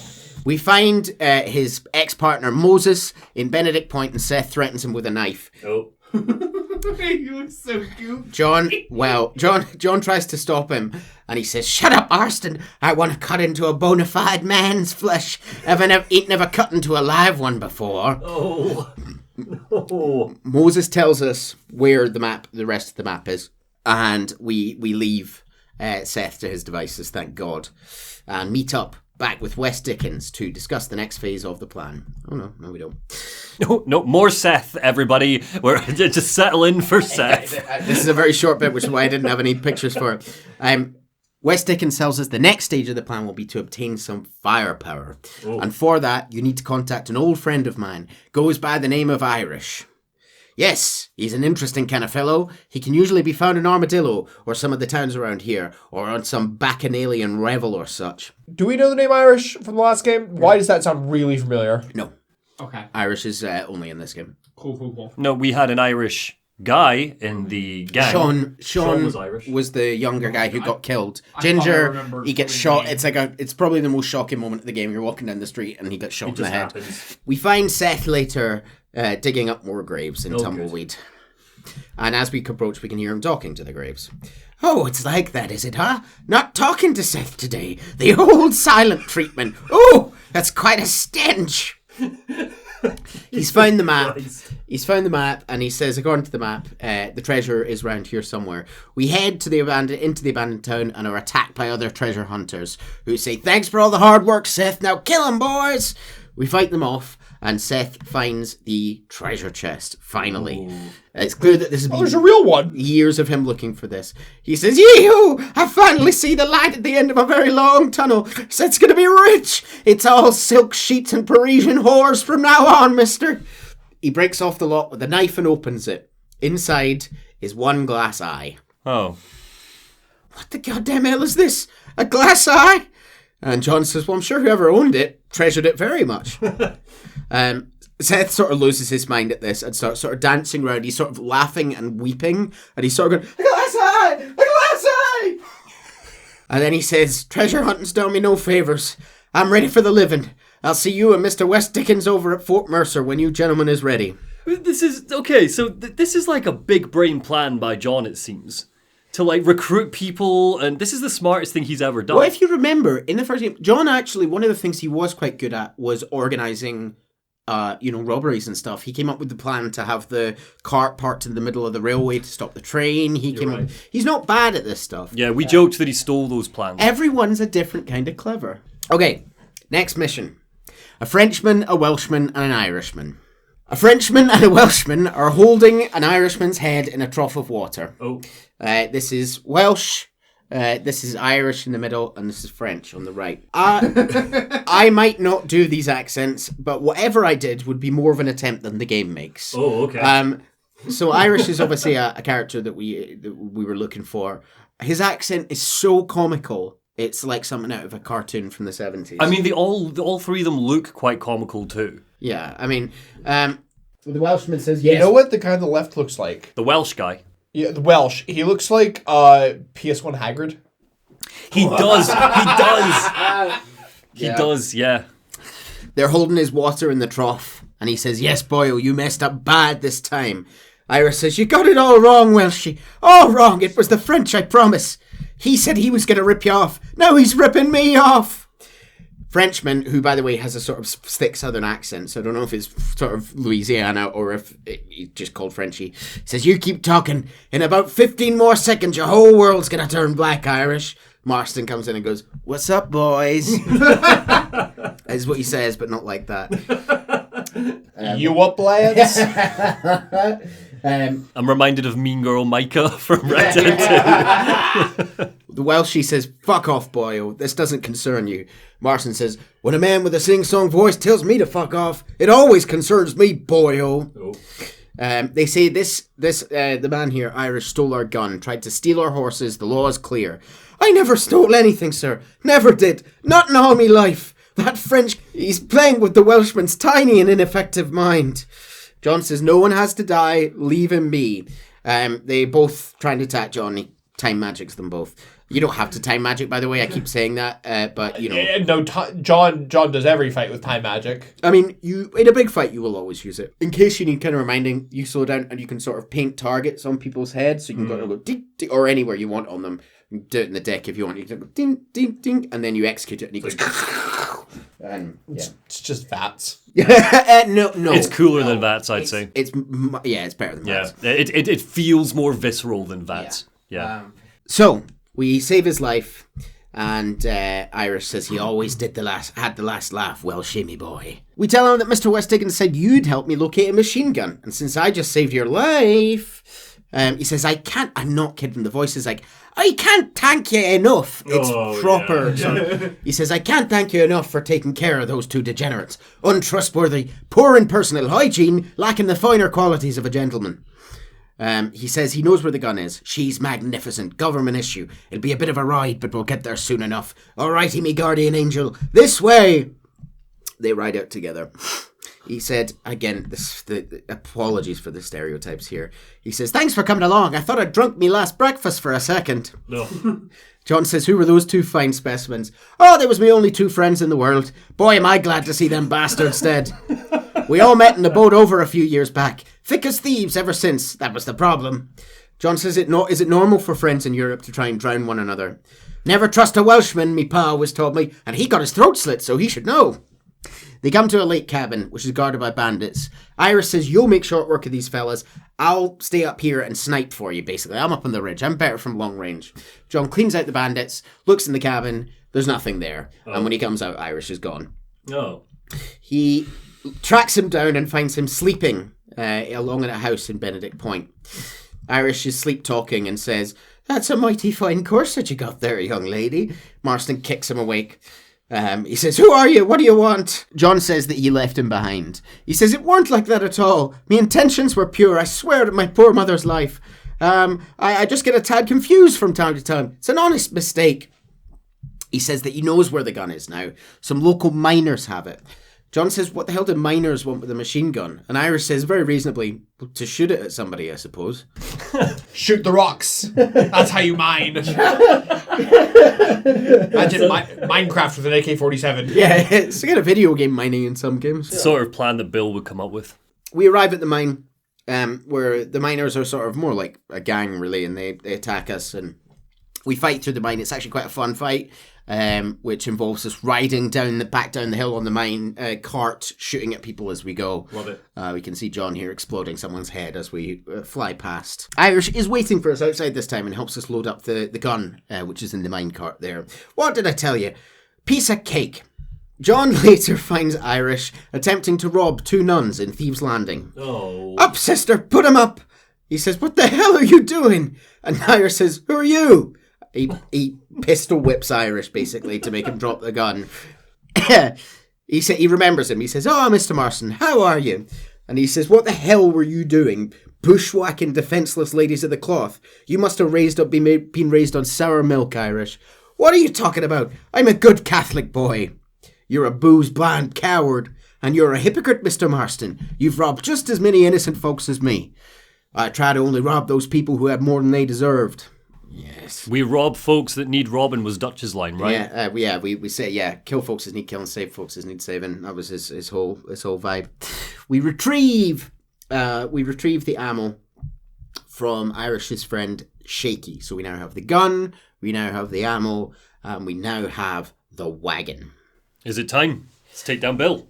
Marston says we're going to need it. Bill Williamson's got himself an army. Irish says, "So I guess this is where we part ways, Johnny Marston." "Or maybe not, friend. You're going to be right alongside me when I take that fort. After all you put me through. It's time you pulled that damn trigger for once. Show me what a big bad killer you really are." Yes, what am I thinking? "Don't worry, you can count on me. I just hope I don't steal all your glory." He's definitely going to get John killed. Why? I don't know why John would bring him in here. The assault on Fort Mercer. Yes, take down Bill. Let's do it. The marshal and his boys. Oh, look at him with his gang. Kind of, yeah. That is the worst not a band great cover. gang, well. It's the worst band cover I've ever So seen. we can see here, John is overlooking Fort Mercer from a cliff. He's joined by West-Dickens, the marshal, the deputies, and Irish, who is sort of smacked aside by the marshal with his gun. He's looking through a spyglass at the fort, and he sees Seth signalling on the top of the fort. Because obviously Seth can get inside, because he knows Williamson's gang. Keep forgetting Seth's involved. And Seth is sort of dancing around on the walls. Yeah, pretty much. So, West-Dickens says, "Marshals of the law, when the shooting starts, take that as your cue to start awarding each other wet medals."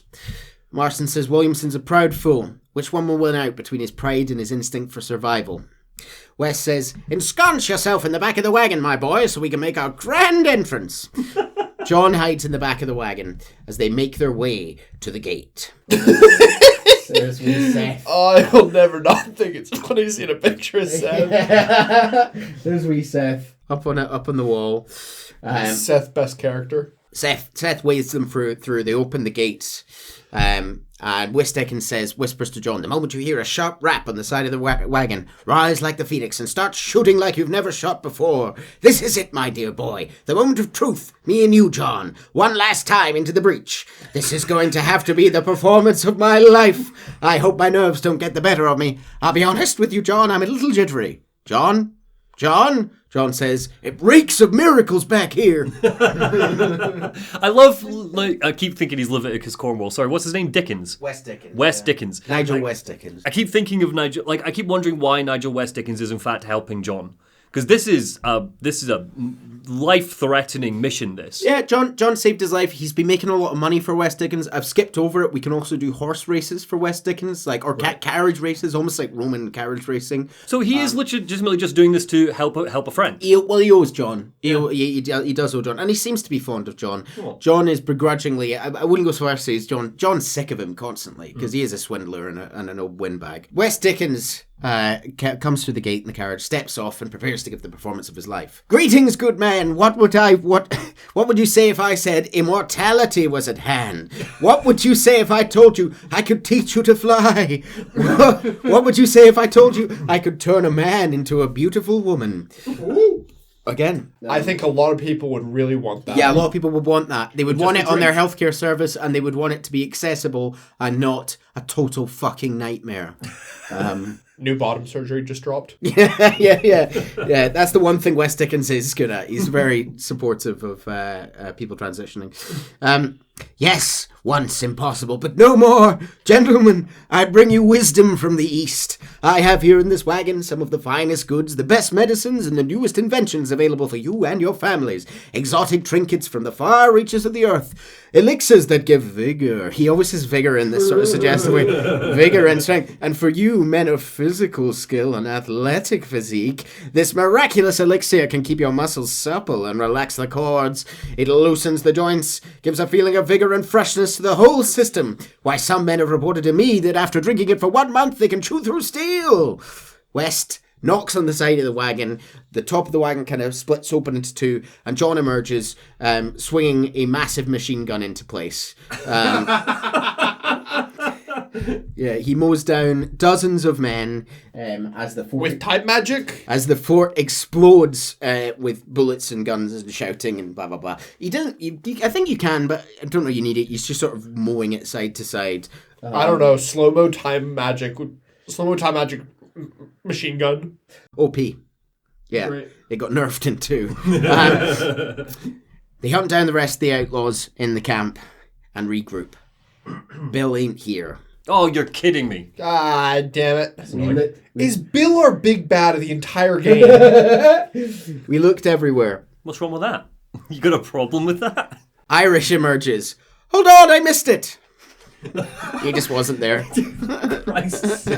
So all of the Irish stuff was a waste of... Well, we did get the gun. One of Bill's men is still alive. He says Bill's already run off to Mexico yesterday morning. You'll never find him. John sighs. Javier Escuela. He's gone to see Escuela. That should make things interesting. Remember Javier? Javier Escuela was one of the gang members. Vaguely, he was not that important in our retelling. That might be my fault. He's an interesting one, Javier, because he's not one of the most evil guys in the gang, and he seemed shaky when the whole sort of philosophical divide was happening towards the end of the game. He did side with Dutch, but if you remember, when they all point their guns, he sort of seems to point his in the air, but he does side with Dutch. So, they ask where in Mexico. The bandit tells him someplace near Chuparosa. I think he said. That's bandit country. Iris says, Chuparosa! Oh, I'll take you down there, John. I'm real popular down there. You just meet me at the ferry. I've got loads of friends down south. Oh, of course he does. The marshal says, I'm sorry. I guess you're heading to Mexico. So, this is our new map, Mexico, which wasn't in the previous game. West-Dickens says, there are wonderful, sweet, peace-loving people with a love of social justice. May you always find coin in your pocket. It's been a real pleasure spending time with you, boy. John bids farewell to the marshal and West-Dickens. Aw, do we ever see West-Dickens again? Because he's fast become one of my favourites. Heads down to the river. Okay. Who confusingly... And finds West-Dickens' corpse. After saying goodbye to West-Dickens and the marshal, John heads down to the river to meet Irish, who confusingly is talking to West-Dickens, who's also there. just teleported. Yeah. They're all wizards. John's a time wizard. Wes is a space wizard. It's a wizard with a gun. They literally are. Irish says, he's got loads of pals down here. You don't need to worry, boyo. West-Dickens says, fun down there. I'm shocked Irish actually came. Yeah. He says, have fun down there. I shall miss you, John Marston. Once again, they say goodbye to each other. John says, where are you going? He says, oh, me, London, Paris, maybe Peking. I'm a travelling man, sir. This land is much too small for the likes of me. Well, try not to get yourself killed. Oh, well, yes, we men of science are not very well loved. A very loved bunch in this land of myth and superstition. I'm off to the civilized world, where men like myself are revered and given medals. Irish laughs at him. So we head over on the ferry crossing here. So it's we're crossing the river. So I don't know what the geopolitics were at the time. Obviously, it's not as similar to was today, but this seems very easy. Like people could just walk back and forth between Mexico and America, like that. Yeah. And was Mexico looked at as?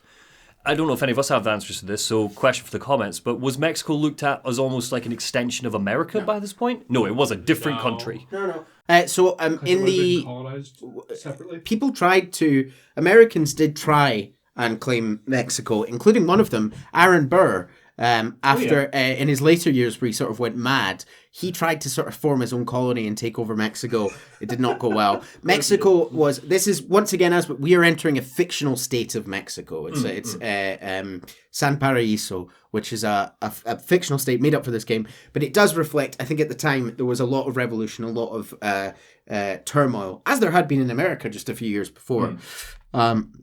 So we start to cross the water, where John points out that once again Irish missed the action at Fort Mercer.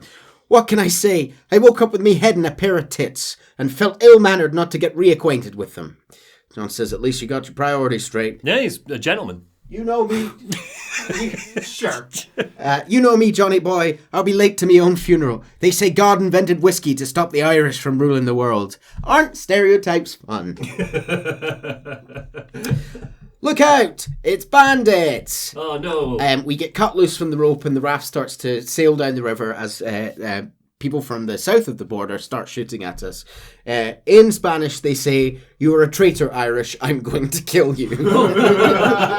Irish says, I probably should have mentioned there's a bounty or two in my head in Mexico. It's his great friends. Yeah. So, what the hell did you do to these fellas? I recall it was something to do with money, and possibly a misunderstanding about a fella's daughter, but the details escape me. So, we fight them off. We eventually get to a kind of peaceful bit, coming to rest, disembarking, and finding 2 horses, presumably from some of the men we just killed. Irish tells you to look for a Colonel somebody. He can't remember his name. Oh, Colonel somebody. Okay. Well, he says, well, I guess thanks a lot for your help. Irish says the famed hospitality isn't what it once was, and I've never been known to overstay me welcome.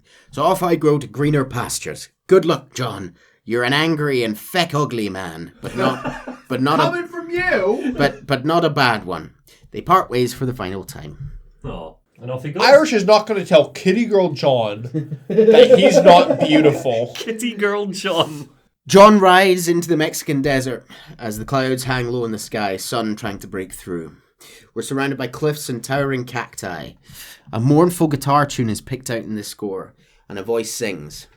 Step in front of a runaway train just to feel alive again. Pushing forward through the night, aching chest, blurry sight. It's so far away. Cold wind blows the skin. Can't believe the state you're in. Who are you trying to impress? Steadily creating a mess. Step in front of a runaway train just to feel alive again. And that's the end of Act 1. What a depressing... Ended off with some cowboy emo music. Let's go. It's a beautiful song. It's sort of, and it's probably one of the most famous moments of this game. As you ride into Mexico, the normal soundtrack is this as happened in the second game. This song kind of rings out. Part 2, Mexico.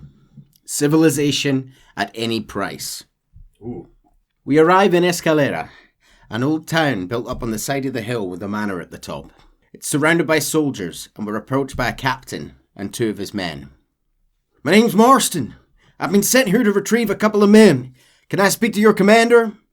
You want to talk to my boss, gringo? Yeah, I'm obviously not going to do the accents. I guess. The captain says, am I not good enough for you? No. You think you're better than me? You come to my country, my poor little country, and you think you can be friends with the president? No, I'm sorry, sir. Things must have come out wrong. Maybe you can help me. He says, you'll be sorry, friend. And the men all aim their guns at John. And then they all burst out laughing. And he goes, relax, amigo. I had you. Welcome to Mexico. Come, let's eat, drink, then we'll talk. He introduces himself as Capitan Vicente de Santa. He tells us that his country is in terrible pain. The rebels have seized the people by the throat and destroy our way of life. John tactfully replies that I'm no politician, sir. And I'm no soldier, De Santa says, but we are both beholden to our time. A brave man, perhaps you've heard of him, Colonel Allende. He is trying to preserve order in our province, to keep our civilization alive. It's tough. These people are confused and easily swayed. Sometimes, in the service of what's right, you've got to do terrible things. It breaks my heart. Marston says, I'm also no moralist, sir. De Santa says, I wish I enjoyed your freedom.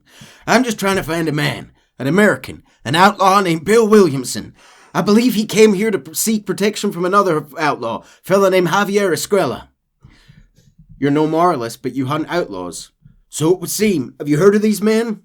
He tells us if we want to look for outlaws hiding, we should look to the rebel scum's leader, Abraham Reyes. Where is he? If I knew, I would be out there, hunting him with everything that's true within me. Reyes finds you. Like cholera, Marston says. Listen, De Santa says, you're going to hear a lot of words while you're here. Words like tyrant, words like oppression. Words that these peasants have been taught but they do not understand. Meaningless words. The armory is suffering from a crisis of reputation. Marston says, even I've heard about the colonel. This is Allende, who's the president that they're talking about. He's not famous for his compassion.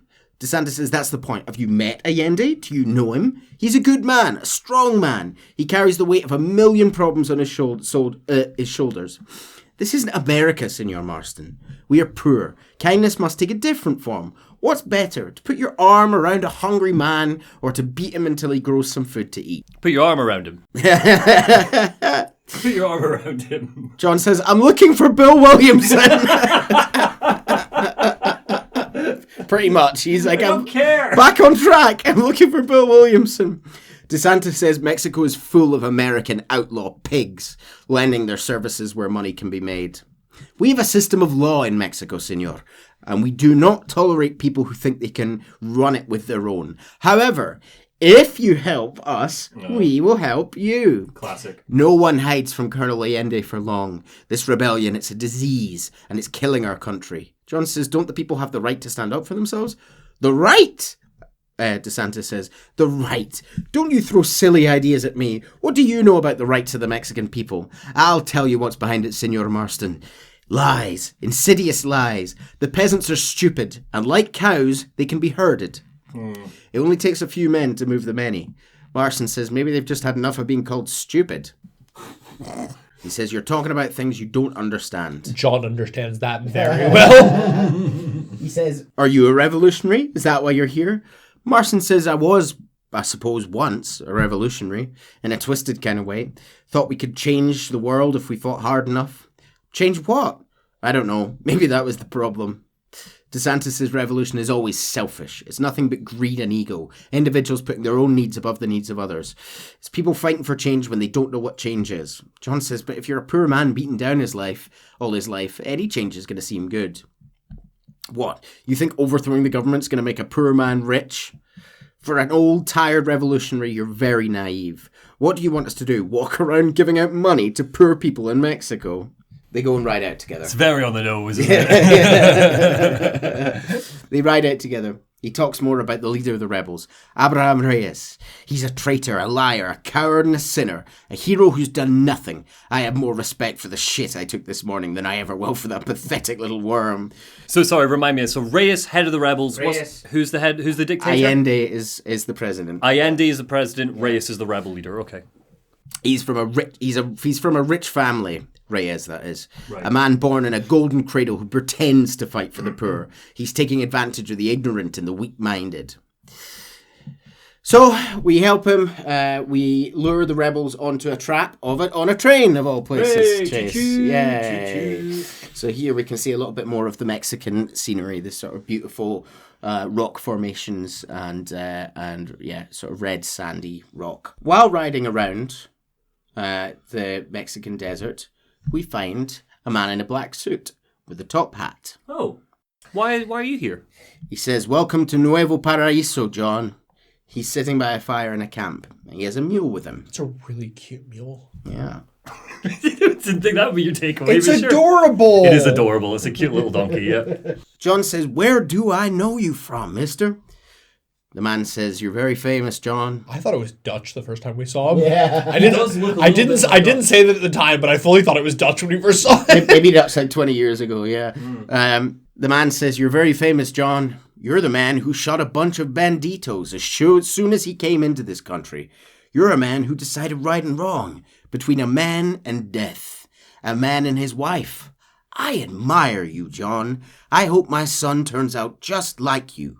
John says, "For your sake, I hope he don't."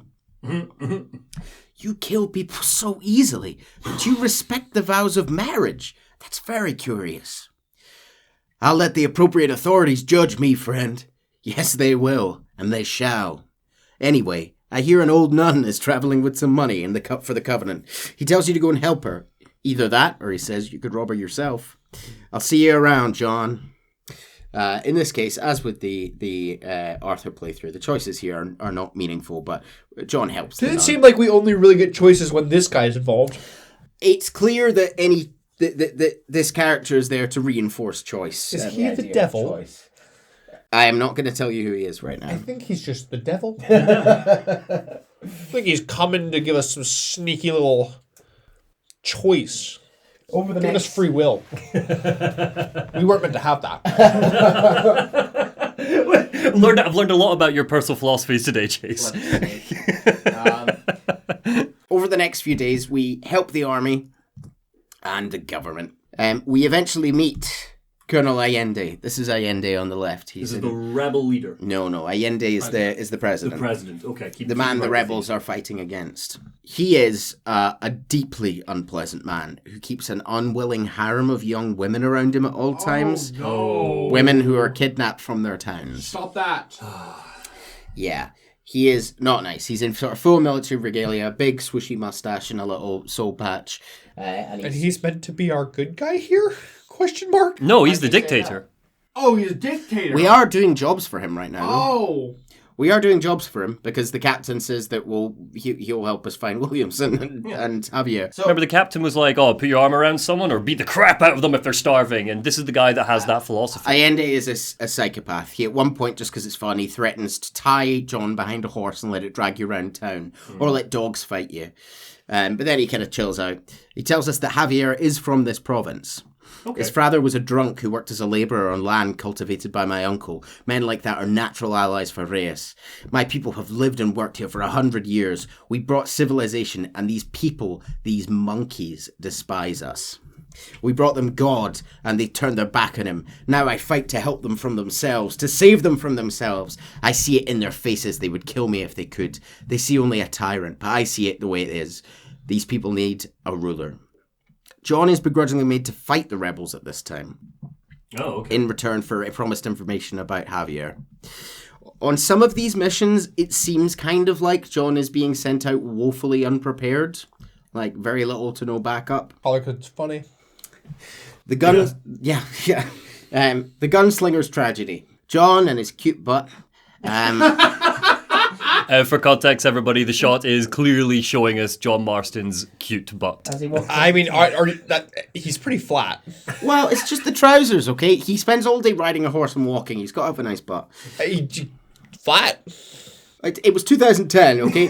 He had a big juicy peach in too. You just didn't see it. John arrives. They didn't know how to render that when this game came out. Yeah, the jiggle physics weren't quite there. John and his cute non-jiggly butt arrive in the village of Chuparosa. It's a settlement to the west of the map. Was it Jiggly in 2? Yeah, we were riding. The camera's behind his horse, and I remember you were sort of going, down the whole time. They were too busy programming the horse testicles. Yeah, damn. So we arrive in the village of Chuparosa. It cannot get much more sort of old Western than this town, like old Western Mexican. It's really cool. There's an old church, these beautiful old stone buildings, a fountain and a saloon with seats outside await us. As John arrives, he's confronted by these three local bandits. He tries to speak Spanish to them. No, sir. Pardon, pero yo habla un solo poquita español. So does John know any Spanish? Good for him for trying. Habla English. They laugh and say, yeah, gringo, we speak English. And they start to quote some things that they've been told by English people. You know, like slippery little Mexican, piece of shit, blah, blah, blah, comprende. What are you doing in my country? I don't remember inviting you here. John says, I don't think you did. I don't mean any harm. And they laugh and say, what harm could come to us exactly? Nothing, amigo. I appreciate the welcome committee, but I'd hate to spoil a beautiful afternoon with further unpleasantries. They ask for taxation. The man has a large family to feed. John says, I too have a family friend. So that we may see our families again, I suggest we part ways amicably. One bandit, we are being watched, by the way, by a strange man. Not that strange man, but by a strange man. With silver hair. One of the bandits steals John's hat. Oh. No, they're just bullying him. He's just walked into town and they're just picking on him. We can see as he moves, the old man watching us from afar. The men tell John to take off his boots. They want to steal his boots. John says, as you wish. And he kneels down, rises up, and shoots them all dead. With his deluxe edition golden revolver from this picture. Whips out that time magic. Yeah. John clearly got the Pruitt bonus DLC. Yeah. The man who's been watching this scene unfolds approaches. He's old, with a truly amazing droopy mustache and a wonderful hat. He's a real sort of Sam Neill type. They really know how to do Droopy mustaches. Oh, yeah. They knew what we wanted. He says, oh, very good. Very good indeed, sir. What a great way to improve border relations. An illiterate farmer crossing the river, coming into this civilization, and butchering the local peasants. Thank you very much, sir. So John gets bullied, sticks up for himself, and then the daddy of the town basically comes up and goes, you're a moron. Yeah. So this guy... So nothing new for John. Yeah. So this guy is American, clearly, but he obviously lives here. Then why do they like him? He They don't like John? He tells John, you kill peasants, you become a peasant. Marston says, I never aspired to be anything more. And he says, a socialist, huh? No wonder you left America. I would argue John definitely shows socialist principles. And many things, most of them bad, but a man of political principles, no. And what do you do? The man says he'll show John a few tricks. He asks him what his name is. The man says, doesn't matter anymore. John says, I didn't have a name either. I was raised in an orphanage. And the man says, a real American, huh? Wonderful. Just wonderful. They go practice shooting together, with the old man saying he knows a few tricks. Why are they besties now? Oh, he's two Americans in Mexico. They just find each other. Old man just called him a moron, though. His name is Landon Ricketts. He now introduces himself. His name is Landon Ricketts. He says it's not a name that means that much anymore. John says, it means a little. You were famous when I was a boy. John tells him about the hunt for Bill. Landon says none of this ever ends. Violence, revolution. This place has been a hotbed for rebellion since before the Spanish left. Now there's another local guy running around promising peasants their freedom. Just like the last two or three. Local government. Foul bunch. Hates the government. We hate the government. He says, Colonel Allende, he runs this place like a feudal king. He's an awful individual. He says, I have to say, I'm surprised you've heard of old Landon Ricketts. I would have thought a goat like me would have been forgotten by now. A man comes up to us and says, Senor Ricketts, our wagon's under attack. It's clear that Landon, in answer to your sort of query, Chase, is something of the sort of unofficial lawman of the town. Maybe kind of a vigilante figure working on behalf of the locals. I see. So he's working with the rebel group? No, he lives in this town and he helps the locals. Right, okay. He's not really engaged in politics. This is his town, he sits there drinking, and when people need help, he helps them. We go out and help him, we ride out and shoot some bandits together. Love it. Marston says, I see you ain't lost your touch, Landon. Nobody said I had. You talk real big for a boy who couldn't shoot straight half an hour ago. And you talk big for a man who can't stand up no more. You're a long way from being a Landon Ricketts partner, old or young. All those stories you heard about me were true. I'm not going to stand by and watch good people suffer. They've been beaten down for too long. Marston says, they don't know how lucky they are. Damn right they don't, my sarcastic little apprentice. We head back to the hotel, where a local man, Emilio, says that a gang have kidnapped his sister. Marston tries to say, listen, I've got too much on my plate right now. Where's Bill Williamson? This man's problems pain me, but they're not quite my own. Landon says, those who sit on the fence make a choice in their own way, don't you think? John reluctantly joins Landon on the train ride, and they head out to find Emilio's sister, Luisa. Remember the name Luisa. She's a rebel, and apparently close to the leader, Reyes. She's a pretty young thing, Landon says. That's normally reason enough for Allende. They fight through a sort of cave system. They blow up a door. Bang, bang, bang. We rescue Luisa. So, for context, everybody, on the clip that we're looking at is John, Ricketts, and Luisa escaping from this cave network where she's been held hostage. And at the bottom, it seems like John is going, right, let's see if we can all get out of here in one piece. And Chase looked at me. Stop proceedings. Why? The word's One Piece. I'm sorry, I'm very hyperfixated on it at the minute. Aren't there some terrible One Piece games we can cover, or are they just sort of fighting games? They're not great. Yeah. No, and surely the joy is the manga and the big story and living with these characters, right? The games wouldn't. We help Luisa. She says that you're good men, friends of the people of this land. They ask if someone named Javier Escuela was one of the men holding you. She says, no, I don't think so, but I remember that name from prison. Bad people spoke of him. Oh, okay. What's Javier been up to? Being bad. He's been naughty. Back in town, we find Landon playing poker with some of the locals and visitors. Landon is playing poker with some guests here. He's saying, thank God my wife died. Means I'm unlucky in love, but lucky in cards. Sure. A very angry German man next to him says, keep playing, Mr. Ricketts. John joins the group. They've got a lot of foreigners in this town for a town that just immediately ganged up on the new foreigner. John sits at the table and ends up winning a few hands. Landon says, look at that, beginner's luck. I'll take a whiskey if you're buying, Herr Muller. This is the very angry German man, Herr Muller, who's sitting next to us. He turns to John and says, you fucking cheat. John says, excuse me? He says, in a very sassy way, he says, you looked at my fucking cards, you fucking cheat. Did he? No. No. Just won that fair and square. Your Yankee friend is a fucking cheat. He says, easy, German, calm yourself down. And they all stand up and draw guns on each other. Yes, this is etched in my memory, this moment, yeah. Landon calms the situation down. He says, we're at an impasse, sir, an impasse. We can all die here and now. And the man says, I'm not going to fight you, Ricketts, but the Yankee, him I don't like. And they agree to have a duel. We're honor bound to fight him. Much like in Hamilton, Landon explains the rules of the duel. 10 duel commandments, if you like. We duel him. There's a dueling mechanic, which I never liked. It's cool. It's cool. Like the camera zooms in and you got to move your hand down slowly, but also be like aiming to target. When I was a kid, I used to just fumble through it because I never got the hang of exactly how it worked.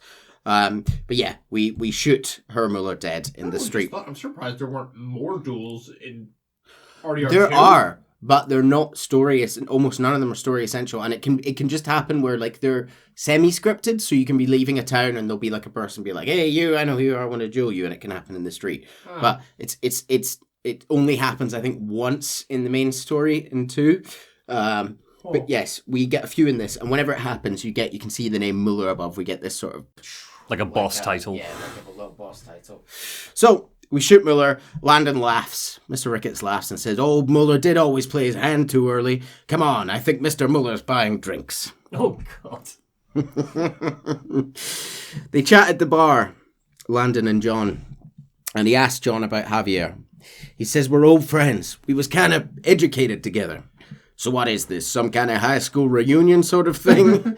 Wasn't sure that was something that was around in 1911 or whenever we are by now. Marston says, something like that. Well, you've killed people. You've lived the life. And I tried to stop. I mean, I don't know. I tried to go straight. I did. After I left the gang, after they left me. Left me to die after I'd been shot. They'd all gone crazy somehow. Our old leader, fella you probably heard of, anyway, he more or less lost his mind, went and shot a bunch of people unfair like. I got shot in a robbery, they left me and I left them. Luisa finds us at the bar. Tells us that Allende is sending more men to their deaths, prisoners who've not been tried, a prominent writer, Castillo, and a local official whose only crime was not putting small holdings in the street when they were late with taxes. Landon Ricketts says, riders and government officials, for once I agree with Allende. Some men need to be killed. And she goes, Mr. Ricketts, and he goes, I'm just playing her. Come on, let's go get him. Just like that. I feel like Screw the Government should be like this game's Dutch has a plan. Yeah.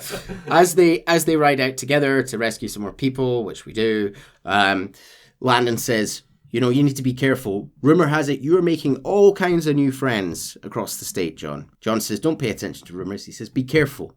Keep jumping from one side of the fence to the other. You might just get impaled on it.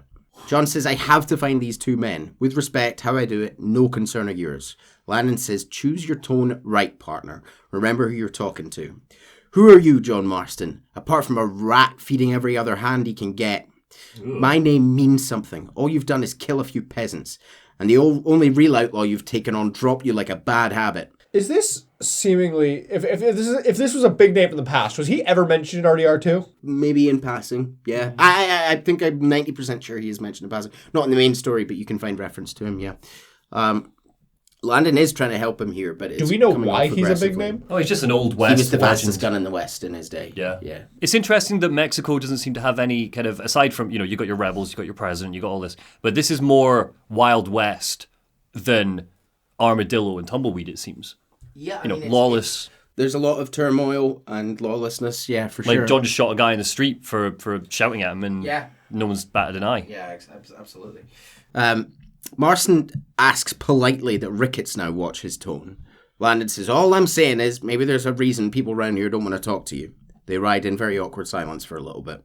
Oh. Landon breaks the silence and says, you must miss your family. And Marston says it's the only thing that keeps him going.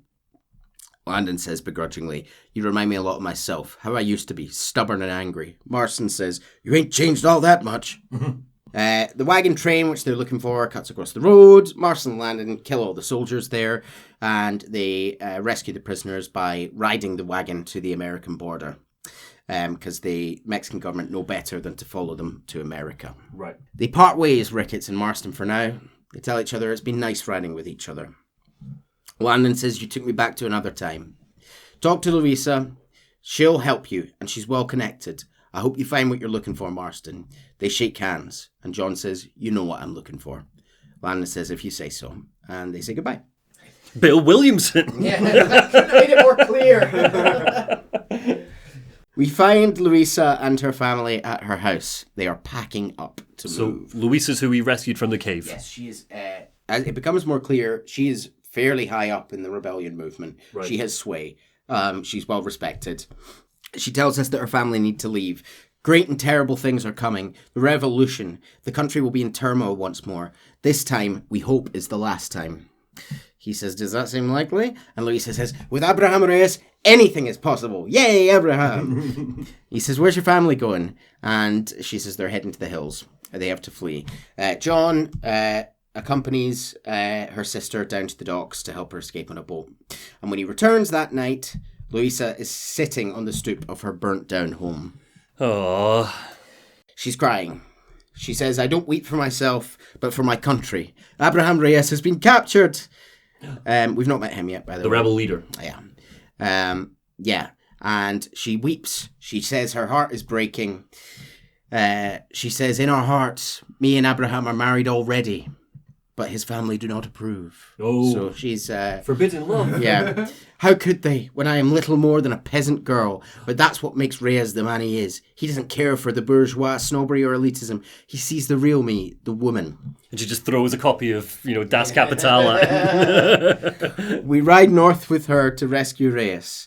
John sneaks inside, gets up to a kind of sniper's nest, and clears the prison of guards like an old West John Wick. And this is Reyes. here. He unties him after clearing out the guards and says, Louisa sent me. We have to meet her by the river. He says, what? And John says, Louisa, the girl you're marrying? And Abraham says, oh yes, such a devoted thing. Oh, the love of my life. They jump on a horse and they ride like the wind. Abraham says, how do you know my young lover, Laura? And John says, it's Louisa. I saved her life not long ago. And he says, I will not forget this, compadre. You will be rewarded. Money, women, even Louisa if you want her. Oh, dear.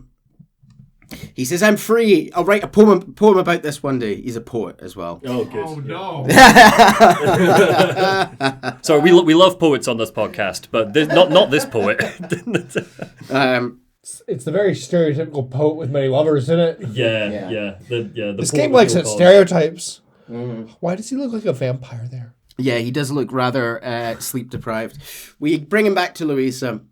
And he grabs you. She says, the revolution will live on thanks to you, John Marston. Abraham says, you are as a brother to me, and my people will need a man such as you to help our cause. My ranch is in Agave Viejo, and let me say, my brother, that we await you. Oh. And they sail off in a boat together, kind of while Reyes is crooning romantic songs to Louisa. To Laura.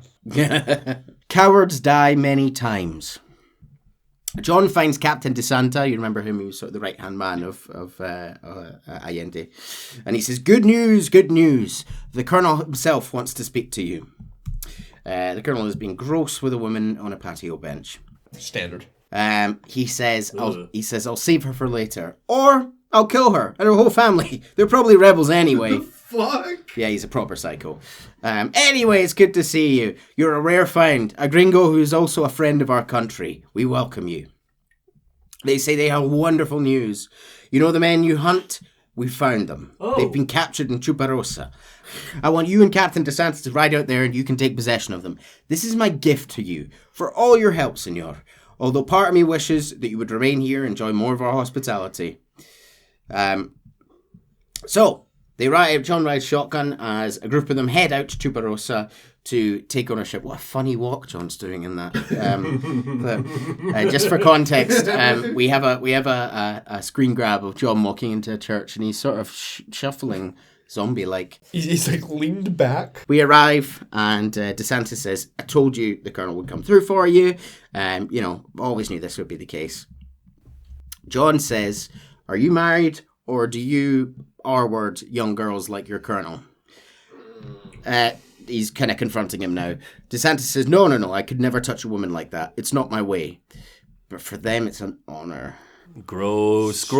Everybody is so gross. Why is this game so gross? DeSantis says, I sympathize with you, Marston. I'm married to my country, and these rebel traitors would try to take it from me. No, I never took a wife. A woman can be a powerful force like my mother, or a destructive force like my mother. I find it better to avoid them. Too many strong men become weak by giving in to temptations of the flesh. Gay? This guy's gay, right? It says, yeah. I am heavily appreciating the many queer readings you're finding in a Rockstar game. I would say it's generous to read that into most Rockstar properties. What, candidate? John heads first into the church in town where they say they're holding Esquella and Williamson. He says, they're right in front of you. Go on. Go in. There's no sign of Williamson and Esquella. Oh, that's a surprise, isn't it? Santa appears behind him and says, gracias for your service to this land. Santa, that's not the present we wanted. And a soldier rifle butts him in the head from behind, and John collapses unconscious. Just unnecessary. He's been helping you. He hasn't been a threat. He has been helping them, but he's also been helping the rebels. Oh, I guess. So, John comes to being dunked in some water in a trough. He wakes up and is grabbed by the Santa. Marston, you've betrayed this land enough. I hope you have a clear conscience, because you're about to meet God. A guard raises a gun to John's face, and the guard is promptly shot dead. Reyes appears on the wall. My brother! They shoot through the men, and Reyes cuts him free. Reyes gives a speech to the assembled people. My brothers, today we have proven that the days of this evil regime are numbered. Soon we shall be free, living together in a noble republic, ruled justly by fine men. But But the job is not done. Our struggle is not over. We will fight on, day and night, until local tyrants like Allende are no more. Him and all his dogs are brought to the sword. We shall be free. Viva la revolution. Is the captain dead now? No, the captain escapes. Oh, cool. And the crowd chant Viva Mexico. Afterwards, he kind of, Reyes says to you, like, I love that. I love getting that buzz off them. That's what gets me going. So he believes in his cause. He's a charismatic leader. It's clear that I think that if he was put into a position of power, however, he wouldn't necessarily know what the hell to start doing. He's a confidence man. Well, I don't know if it's fair to call him a confidence man. I think like he's got his ideals and his cause. Later, we find Louisa and her group of rebels in the wilderness. She tells us her father was killed yesterday. The army found him, accused him of treason, cut out his heart and fed it to the dogs. Wow. Why are they so vicious? Allende did this. Ugh. My father must not die in vain. His death must mean something. John says when there are guns or money, there will never be any freedom, Louisa. She says, no, we're on a movement. The movement's on the brink of a great victory. Allende knows this. That's why the kind of brutality is stepping up, maybe. John says, I've got my own family to worry about. Where's Bill? Louisa says, I no longer have a family, just the cause. Yeah, what are the Pinkertons up to? Do they know what John's doing? Does he have to Anybody. This is like... Does he have to check in with them or something? The game has pivoted to a Mexican revolution. Well, the Pinkertons have sent him after Williamson, so... Yeah, but like, does he have a timeline? Like, or is it just kind of, get him at some point, or we'll kill your wife? Yeah, it's hard when you can't ping a message on Teams, isn't it? Just checking in on the Williamson project. I'll have it with you by close of business. Close of business? He's going to have a revolution on his hands by close of business. Louisa says, I no longer have a family, I just have the cause. Please, good actions make you a good man. John says, then I'm doomed, but I will help you out of respect for your loss. She thanks him. They ride out to find, they're looking for a sort of army convoy. She says, you've done so much for me and my family, but I can't forgive you for helping Allende, for what you did to the rebels. He says, I'm here for 2 men. That's it, not to take sides. Where's Bill? And certainly not to fight in a war that isn't mine. It makes no sense to me. Louisa tells him, the second person to get to tell him this, you make a choice by not making a choice, you know. He says, yeah, Allende betrayed me. I saw him do bad things, things that even disgusted me. She says one day she'll cut Allende's heart out. But you, me, him, we're all shooting people. Doesn't really seem we're too different.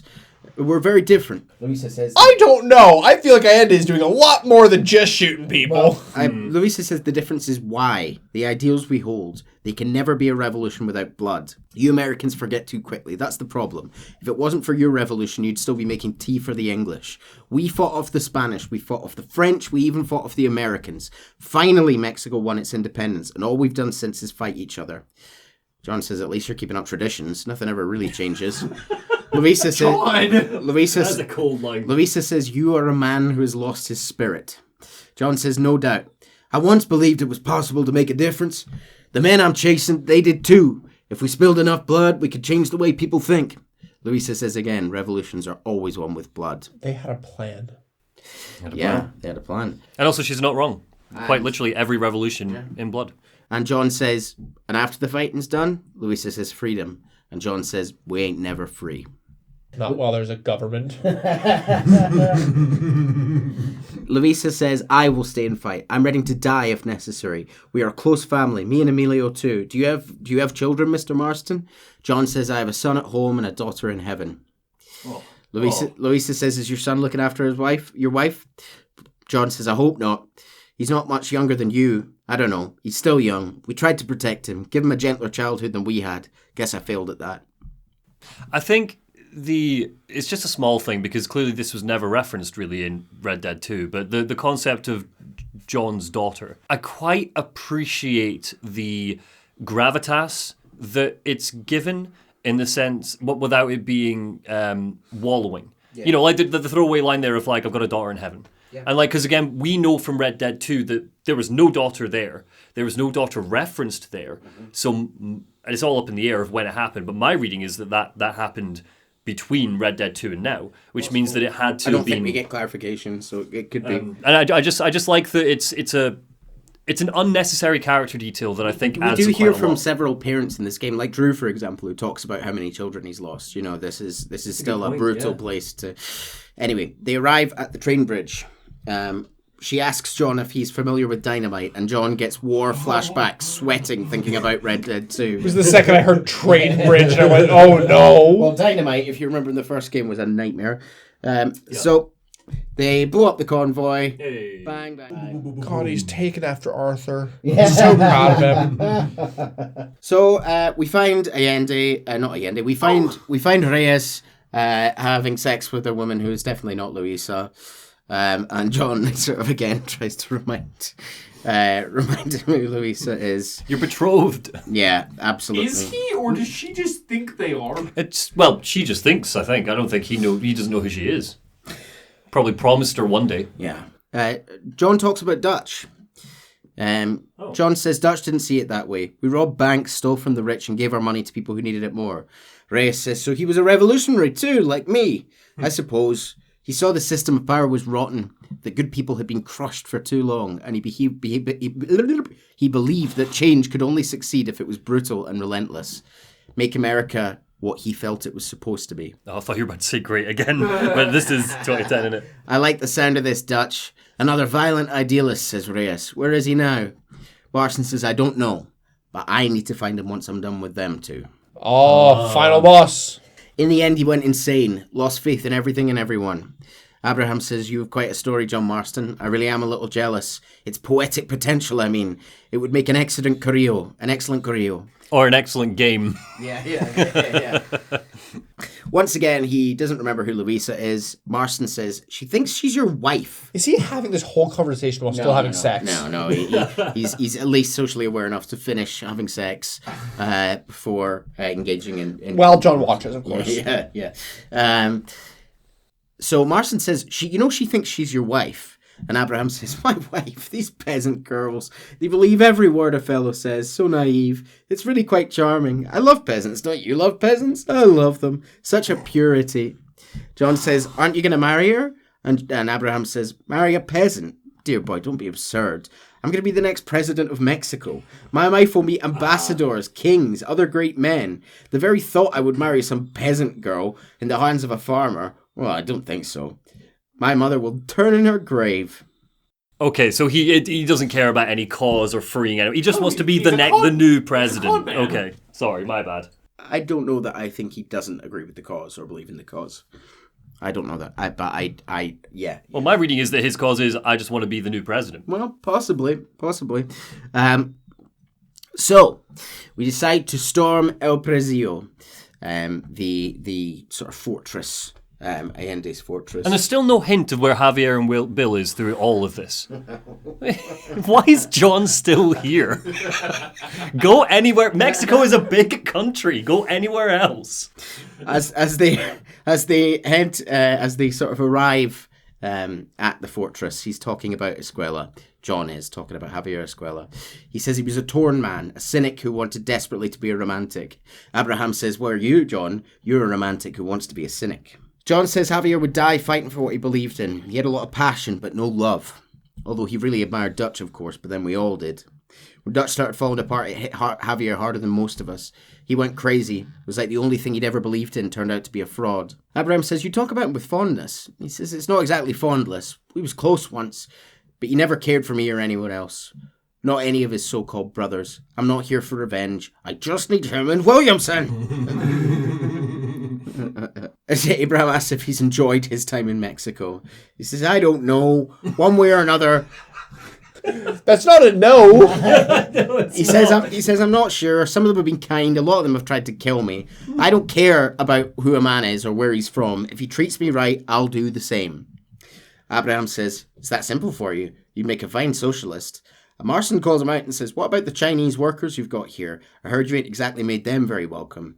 And Abraham says, the what? Oh, is this like a mission we didn't see? Did I miss that? It's not really something we covered, but it's like, in Mexico at the time, Chinese workers were treated very poorly. And Abraham says, that's different. They're an inferior race. Oh, well, there we go. Stop it! John says, you really do have all the makings of a great leader. So, we ride a bit, and Abraham says, maybe one day you can return to Mexico like Landon Ricketts, famous outlaw come to die in the sunshine. I could always use a cynical American renegade on my staff. He then tells you to pipe down for a little bit because he's got the weight of a nation on his shoulders to think about. And I'm pretty sure... I'm going to use that next time. I'm pretty sure he talks, he just talks and then tells you to pipe down. I'm absolutely using that if I want to, end the next time I want to end a conversation. We storm the gates. The way we do this is there's a carriage loaded up with dynamite, TNT. It's lit. John has to ride it and jump off it. Yeah, it's lit. It's lit. John has to jump off it at the last second, so it crashes through the gates and blows up. I died so many times as a kid doing this because I couldn't work out when to jump off the car. So, we blow open the gates and storm the camp. Shooting through the soldiers, the government men, and Abraham shouts to John to go and look for Escuela. We will deal with these cabrons. Marston finds Javier hiding inside. Finally, Marston says, hello, friend.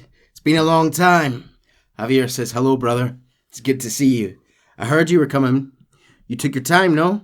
Come on, you're not going to shoot your own brother. We was family. John says, we were. And then you went crazy and family didn't mean so much.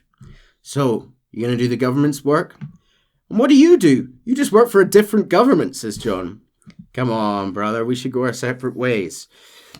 What you and Dutch did was wrong. The way you left me was wrong. I ain't a judge, but as it turns out, it's you or me. Way I see it, might as well be you. This is just kind of happened. There doesn't seem to be much build up to this. To what? Finding Javier? Yeah. We're in the middle of storming the kind of president's fortress. So are we to assume that the president knew he was here the whole time? The president was sheltering him, yes. Why? Is he important? Or is it just to spite John? I guess he's paying him. I think Javier's probably paying him for shelter. Javier rich enough to make a president care about... It's probably also just a little bit of good old-fashioned, Javier's Mexican, John isn't, screw the American, So John says, it's either you or me. The way I see it, it may as well be you. Javier says, we thought you was dead, brother. I promise, I'm telling the truth. Besides, I can give you Bill. I can give you Dutch. Dutch is in Colombia. I can take you straight to him. John says, doesn't sound very convinced. John says, you left me to die, save your own skin, and now you expect me to care about you. You got it all wrong. I always loved you, even now. He pushes a crate onto John and leaps out a window and goes, go back to your farm, John. John chases him down, hog-ties him, sort of lassos him, hog-ties him. And he goes, where's Bill, you... He lassos him? Yeah, you can lasso anyone in this world. And also the farm. The farm implies that Javier's known where John is all this time. That's weird, isn't it? That is weird that he's known unless he's heard while he's been in Mexico, but yeah. Keeping tabs on him. Yeah. How does that more than he literally just not 20 seconds ago went, I didn't know where you were. Now go back to your farm. Javier says, Bill isn't here. He's with Allende. Okay. Marston says, I didn't come here to kill you. This is just business. Javier says, come on, amigo. Abigail wouldn't want this. Marston says, Abigail would have killed you already. She always thought you was a creep. He says, we were family, brothers. Marston says, like Cain and Abel, I guess, leaving each other for dead. Brings him to jail. Outside, the rebels finish off the government forces. No sign of Allende. John rides to the border with Javier, where he's met by Agent Ross. Oh. And how did he know that he was done and ready? Telegrammed him, I guess. Look. They've been following him this whole time. Ross says, Mr. Marston, fancy seeing you down here. I must say it's a pleasant surprise to see you. The other man, Archer, says, well done, Mr. Marston. Now Javier gets to see how far the hands of justice reach. Come on, get in the damned automobile. I wrote here, it's always very jarring to see a car in this universe. It's one of those timeline things. Yeah. Where you need to realize that woolly mammoths existed at the same time as fucking Cambridge and stuff, and it's what? There's some weird ones. That is weird. Yeah, Oh, these fun facts. Okay, cue the music. What was the other one that it's something very modern was happening at the same time as the Aztec Empire? Yeah. It's you've gotten slightly confused. I think it's Oxford existed at the same time as the Aztec Empire. Wow, I did not know that. And also woolly mammoths. No, woolly mammoths went extinct tens of thousands of years ago. I'm fairly certain that I'm gonna Google that. Fun facts only work if we're pretty set with our facts. Woolly mammoths went extinct tens of thousands of years ago. Stay tuned for the reveal to this fun fact next episode. Cut the music. Cut the music. Next. John asks Agent Ross if we can assume that one of my commitments is cleared. They say, unfortunately, nothing is cleared, John, until all your obligations are met. We need you to find Williamson. Head back to Blackwater as quick as you can. We have reason to believe Dutch van der Linde is in the area. Then why don't they deal with him? Legit. Because the Pinkertons are the worst. It feels like they seemingly have more power. Yeah, they got all the intel. They just like watching John squirm. Well, yeah, he's doing the dirty work, isn't he? Yeah. Ross turns back just as they leave and says, "Oh, your wife sends her regards." And they drive off. John heads back to the nearby town to find it's erupted in protests and fighting in the street, with locals scrapping with government forces. It seems like the revolution may well be underway. He finds Abraham Reyes on his knees being beaten up by some government soldiers. Abraham shouts up, "Welcome to Mexico. Me and my brothers are just discussing the future of the country." So we get ready to shoot them. They point their guns at John, and Louisa, loving bride-to-be, runs out with a knife and is shot dead by one of the soldiers. No! Yeah, John. I was hoping she was about to stab him. John kills them. Yeah, Louisa, if it didn't come across, absolutely awesome. A true revolutionary, a true believer. Died for a man that barely knew her name. Yeah. So the forces rally around Abraham and start the push on the government men. Bang, bang, bang, bang, bang. We defeat the nearby forces with John once again finding a machine gun to mow down the government forces. Why are there so many machine guns? Well, I guess we are in like an army territory here. At least it makes This more also, these look like mounted like World War I, II era mounted machine guns. World War I is 4 years away from And us. also, Is it really? Yeah. What the? This is 1910. 1910, 1911, I think. So, and also bear in mind, Chase, the machine guns were used to fight the Native Americans during, like, not early colonizing times, but during that previous time. The Lakota tribe, and I know this because we'll talk about it when we get to my stuff with Bioshock, the Lakota were taken out with, like, howitzer guns and stuff. Its Wounded Knee happened as a result of those sort of guns. So this gun here has got the kind of crank, which you turn around, it fires as you turn it around. So we break down the gates of the president's mansion, fighting our way through, just in time to see he and Bill escaping in an armored carriage. Sorry, who in Bill? The president. Allende. Okay. I was hoping they were going to escape in a hot air balloon. Abraham, as we've learned, that can be tricky. Abraham and John mount up together and chase after Allende and Williamson, eventually shooting the drivers, and we can hear a voice from inside going, "What the hell are you doing?" And Allende says, "We're coming out, don't shoot," and he throws Bill out of the wagon. And he basically says, get out, Bill, you dumb ape. I'm coming out, don't shoot, take Williamson, let me leave, I will leave the country, I promise. So he steps out and holds his sword over Bill for you. Marston and Reyes kill Williamson and Allende respectively. Wow. So okay. we execute Bill. Do you think the Pinkertons will take a corpse? Yeah. I think it's kind of dead or alive. So Williamson gone, Javier gone, just Dutch left, it seems. And Allende dead. Was everybody else from the gang dead? So Sadie's off bounty hunting. Charles survived, but again went off. Charles goes. Uncle's about.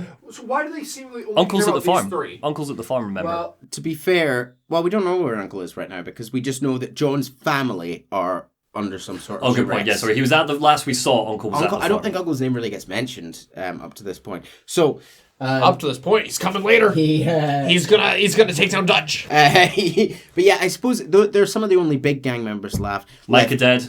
Yeah. And most of the girls went off to start life as a writer. One of them gets married.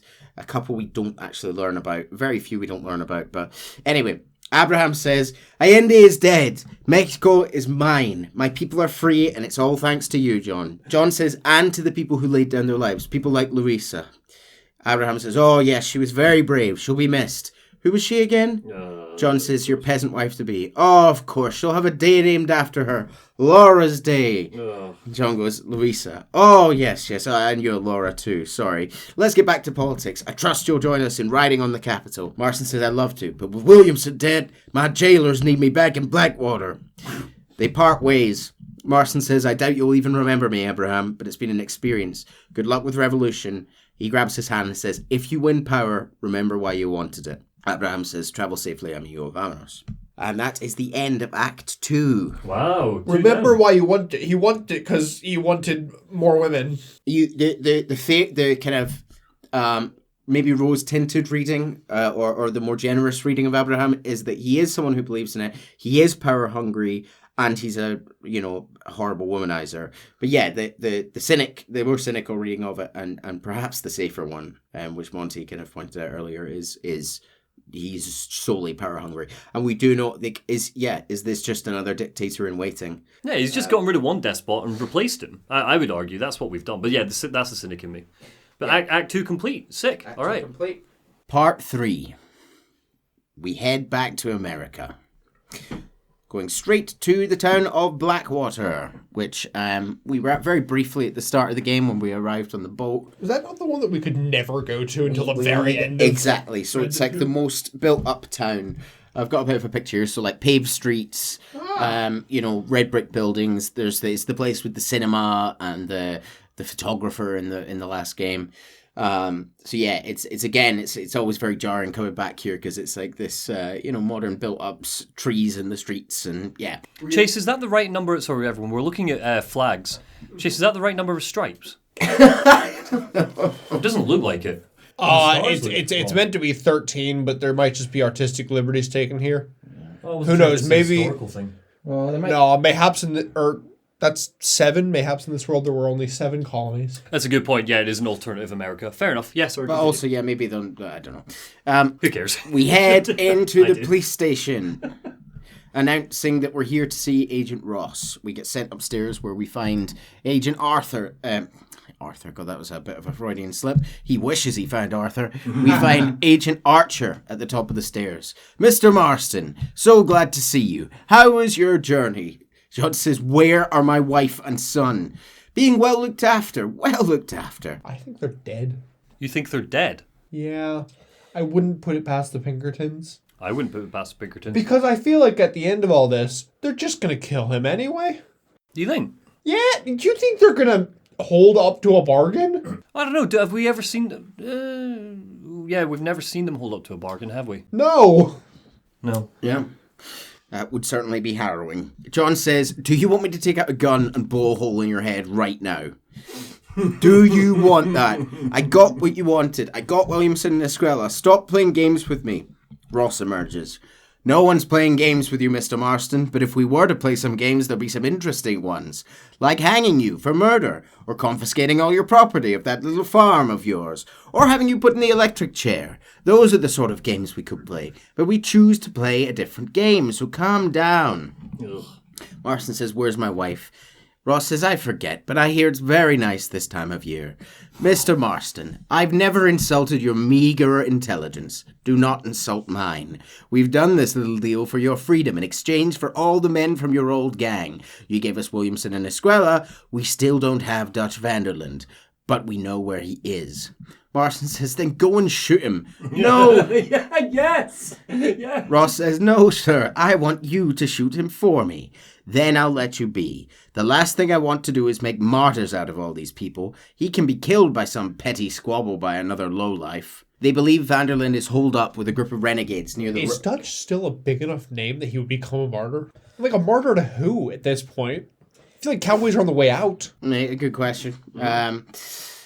Again, maybe it's a legal thing. It's easier for some nobody outlaw to kill someone than having to do all the paperwork. I'm not sure. They believe Vanderlyn is holed up with a group of his new gang near the wreck of the Serendipity riverboat. He did. What a dick. Yeah, he's got his new gang. He says, Mr. Fordham, Mr. Marston, shall we go? Oh, and Mr. Marston, your wife and son are doing well. Let's both try and ensure things stay that way. As we head downstairs, we hear a familiar voice in the lobby. I have a patent for that, sir. This is an outrage! Oh, he's arrested. Ah, Mr. Marston, you're alive! Hello, West-Dickens. Hold on. Why is that Tom Hanks from the Polar Express? So, just for context, anyone listening along, West-Dickens is in the lobby being arrested by a policeman who, his police uniform very of the day and his mustache make him look exactly like the train conductor From the Polar Express. Isn't that the movie where Tom Hanks also played the little boy? He played all the characters, didn't he? I don't think he played the little boy. I'm going to look this up and I will let you know in due course. You continue. I don't think he played the little boy, but he did play like half the adult characters. Right. He was also Santa Claus. That was a weird movie. I didn't like that movie. No, I didn't. It was a very uncomfortable Christmas watch. It's not Except for the hot chocolate scene, because that seems iconic. Okay, wait, no. I know. I've got a list here of who he plays. He plays the conductor. Does he play the kid? He plays the conductor. He plays the hero boy. Does he play the boy? So somebody voices it, but What the hell does he do? Tom Hanks does the motion capture. Why? That's such an extra step. He also plays Santa Claus, the narrator, the hero boy's dad. So he plays the dad of himself.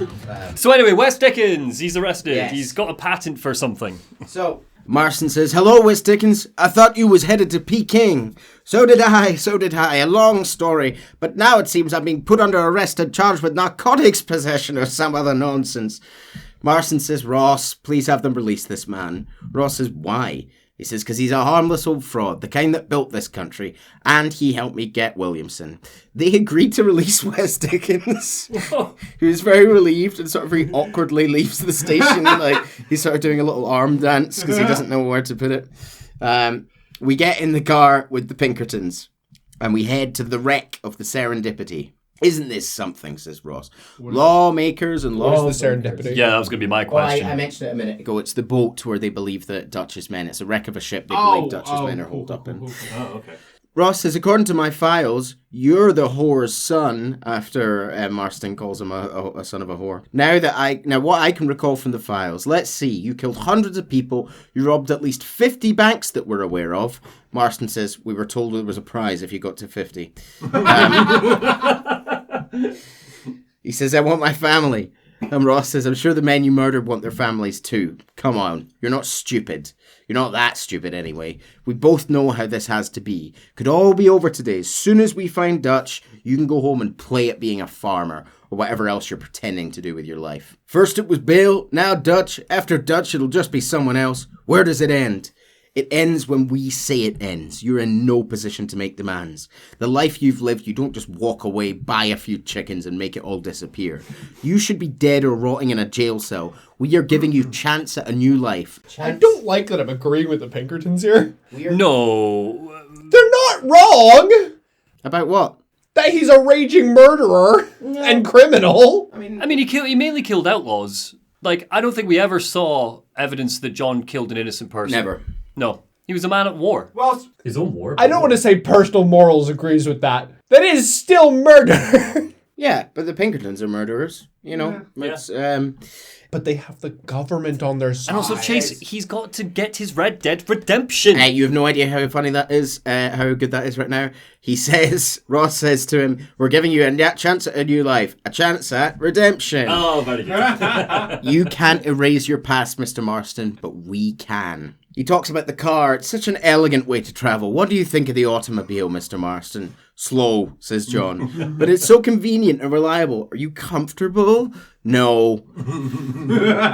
"Do you see this, Mr. Fordham? The brooding cowboy. There aren't many of these left, you know. Bit of a cliche, admittedly, but still a dying breed, just like the buffalo. Just as dumb, but not quite as noble." I love that this entire conversation, very quickly, this entire conversation is Ross okay boomering John. Yeah, pretty much, Sorry, yeah. continue. We arrive at the wreck of the Serendipity. It's an old sort of They're on a ghost ship. bayou riverboat. Yeah, it's kind of covered in green algae and moss. And we find the Pinkertons informant, the man who told us what was going on, tied up on the upper deck. Archer says, "Good God, that's Nastus, our informant. What the hell's going on?" We untie him, just in time for him to say, "It's a trap." Oh. John carries Matt Nastus as he's been injured and he can't walk. We're attacked by members of the new gang as we flee the riverboat. this is the new gang. It is worth pointing out the new gang are entirely Native Americans. Is there significance there, or is it just coincidental? Not to step on your toes, Neil, but in Red Dead 2, Dutch obviously pretended that he sympathized with the Native American cause, and he did make a couple of offhand comments about, like, you know, they'd make a great gang. They'd make a great addition to the gang, these people. Dutch's history is one of, arguably, is almost entirely one of taking advantage of disenfranchised people, whether it be white orphans or, in this case, taking advantage of, I don't know, I can't speak for these people, these individuals, but certainly in 2 that was what was happening. So we head back to the car. And we managed to bring the injured man, Nastas, back to Blackwater. Oh no, it's an escort mission. Oh no. As they're driving back, the car does promptly break down, just as Ross is talking about it. Love it. They managed to fix it. He goes, a horse would never do this. Yeah. Unless he gets shot, but, you know, we're going to ignore that. Like Arthur's horse. Oh God, Arthur. We arrive back downtown in Blackwater. At the office of an anthropologist named Macdougall. He was thrown out of Yale for degeneracy, says Archer. Which should tell you something, says Ross.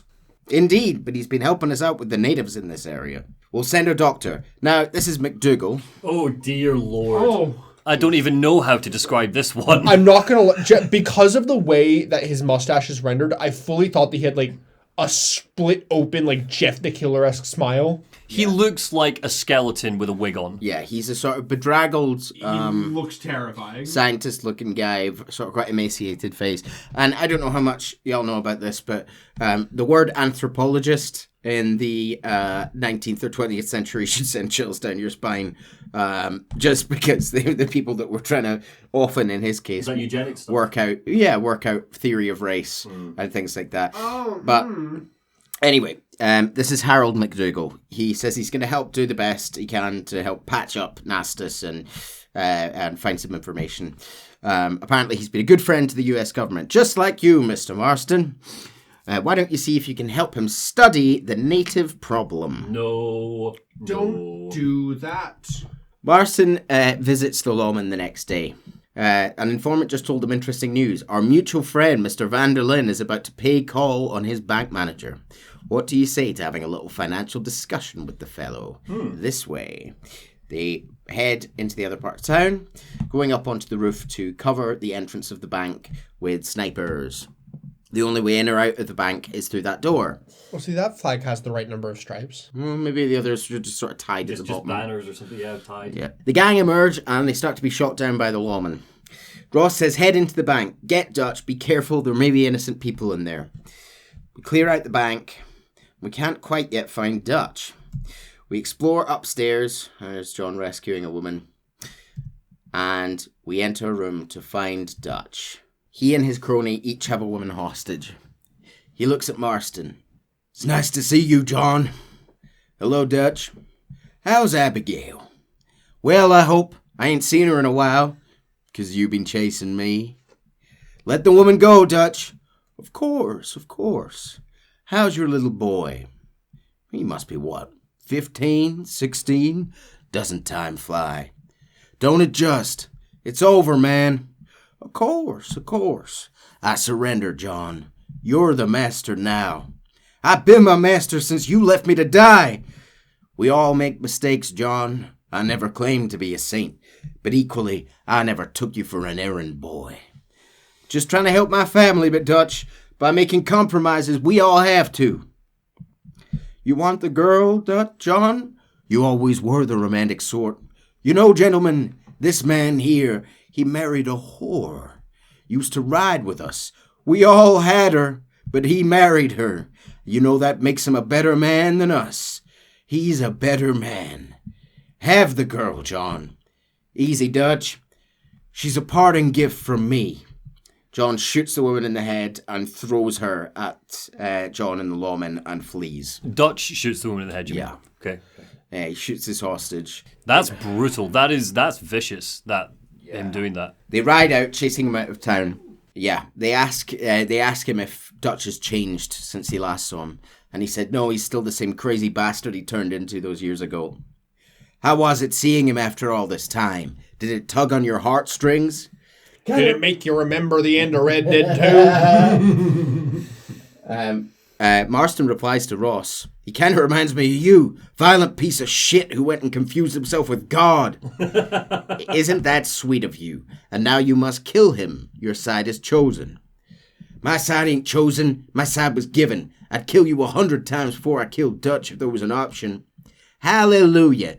I think we're finally reaching an understanding, Mr. Marston. Who the hell are you fellas anyway? You lawmen? You army? We are neither, Mr. Marston, but I have the authority over both.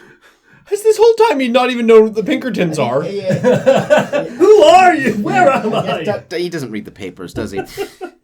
Dutch escapes. I know you, part 3. John finds the strange man.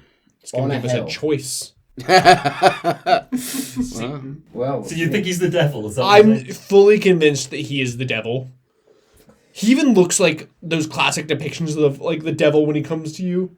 We find him on a hill, overlooking John's ranch at Beecher's Hope. Ain't this a beautiful spot? He says. John says, what are you doing here? My accounts. I'm an accountant, in a way. What is your name? What? I feel like these days saying I'm an accountant in a way means a very different thing to what it meant back then. Back when they wrote it. And now all I'm imagining is this dude spinning around a pole. Wow. I love him. Wait, what? Is an accountant a term for a stripper nowadays? Is that what that is? Just generically for a sex worker. I didn't know that. It's like a safe way of describing yourself as a sex worker online. Yeah. Anyway, What a strange choice. of the theories you can have, I will say that is one of the least likely. Oh, I know. John But asks- support your accountants. John asked him. For real. John asks him what his name is. And he says, do you know, it's the darndest thing. I can't remember. Tell me your damn name and where you know me from. I know you from Mexico. I know you from back out west. Hell, I know you from all over. Tell me your name or I won't be responsible for my actions. Oh, but you will. You will be responsible. This is a fine spot. I'll see you around. And he turns his back. John shouts, damn you! And he says, yes, many have. And He's the devil! And as the man walks away from John, John shoots at the man's back. The bullets don't seem to touch him, and he walks away. It's the fucking devil. I mean, it's interesting. I was right the whole time. I find that very interesting. Isn't that interesting? That's very that they interesting. think that. Yeah. Interesting. Anyway. Interesting. That's yeah. Back in town, John finds Macdougall staring into his Microsoft. His Microsoft. Yes. Bill Gates descended upon the early frontier world, bringing gifts of PC. Still early, Neil. We've got like 4 more games. Oh no. Back in town. Sorry, I made a mistake there. okay, John you finds lose there, Macdougall staring into his Macintosh. His Macintosh. I like that. Very good. His Microsoft. His microscope. Hello, sir. He says, his name's Harold, by the way, if that makes it easier. Than Macdougall's easier to remember, I think. Yeah. Hello, sir. Mr. Marston, sir. Good day. How are you? Well, my family's health and well-being are being threatened by some scrupulous government agents, and my hard-won freedom is under duress. But these problems aside, I suppose I'm fair. Yes, the problems of civilizing nomads. Tell me, sir, are you from Norse stock? Not as far as I know. I was raised in an orphanage. My father was Scottish. Unfortunate. You'd make an interesting case for my theory of natural population characteristics. Oh, I thought he was saying it was unfortunate that his father was Scottish. I'm like, oof. We can read it that way if you want. Yeah. Screw you, Macdougall. Yeah.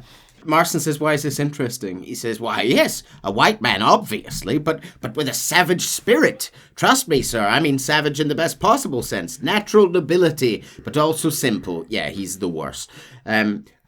This is good, though. He says, pure. I've been looking at some blood samples through my microscope, and you know what? No.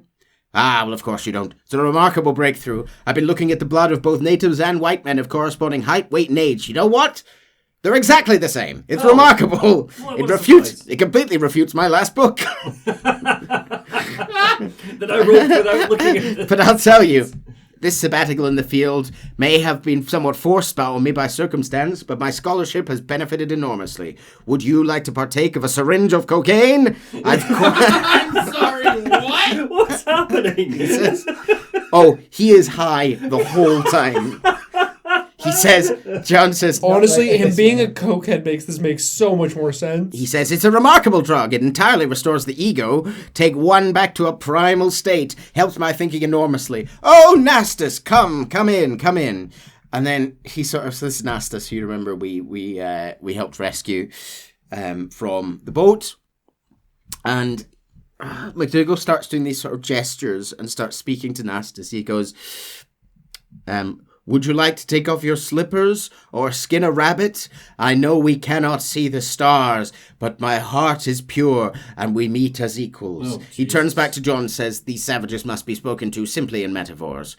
Nastus says, no, sir, I grew up on a reservation and attended school. Yeah. Nastus cannot stand him. He goes, oh, love you. I can show you what you want to see. I know the group of bandits you seek are where they're hiding.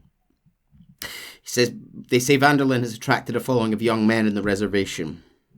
Harold says, the savage heart cannot be conventionally civilized. I was right all along. No. Nastus tells us where we can find Dutch and we ride out together. Does MacDougall die? I don't remember MacDougall at all from my playthrough. Can we shoot him? So MacDougall says he's interested in You Dutch. shoot him, but the bullets pass right through. They're all the devil. And MacDougall says Vanderlyn fascinates him, a white man living among natives. And eventually we arrive at Tall Trees, which is the sort of forest which we get to at the end of 2. Harold says, I really need my room. I explore with my mind, Mr. Marston. Nastus says, enjoy this while you can. Soon your people will have cut down all these trees. Me? Or are you making a sweeping statement about the white man in general? Nastus says there's no respect for the land anymore. Harold says, I'm sensing some hostility, Nastus, some anger. Talk me through this primal emotion and where it's coming from. Nastus sighs and says, don't worry about it. They arrive at the cliffs, hitch their horses, and MacDougall promptly decides he wants to ride back to Blackwater because stuff might be getting real. Nastus and John climb up a cliff, coming across an old mine shaft. A miner jumps out of the woodwork and is killed by Nastus, but Nastus is shot. Not bad, just like in the arm. So John tells him to stay behind while he goes on and looks for Dutch. Marston climbs up alone. He kills a scout, takes his binoculars, and spies down at Dutch in a camp. Dutch is executing a sort of informant, or a lawman, I think. He's shooting him in the head.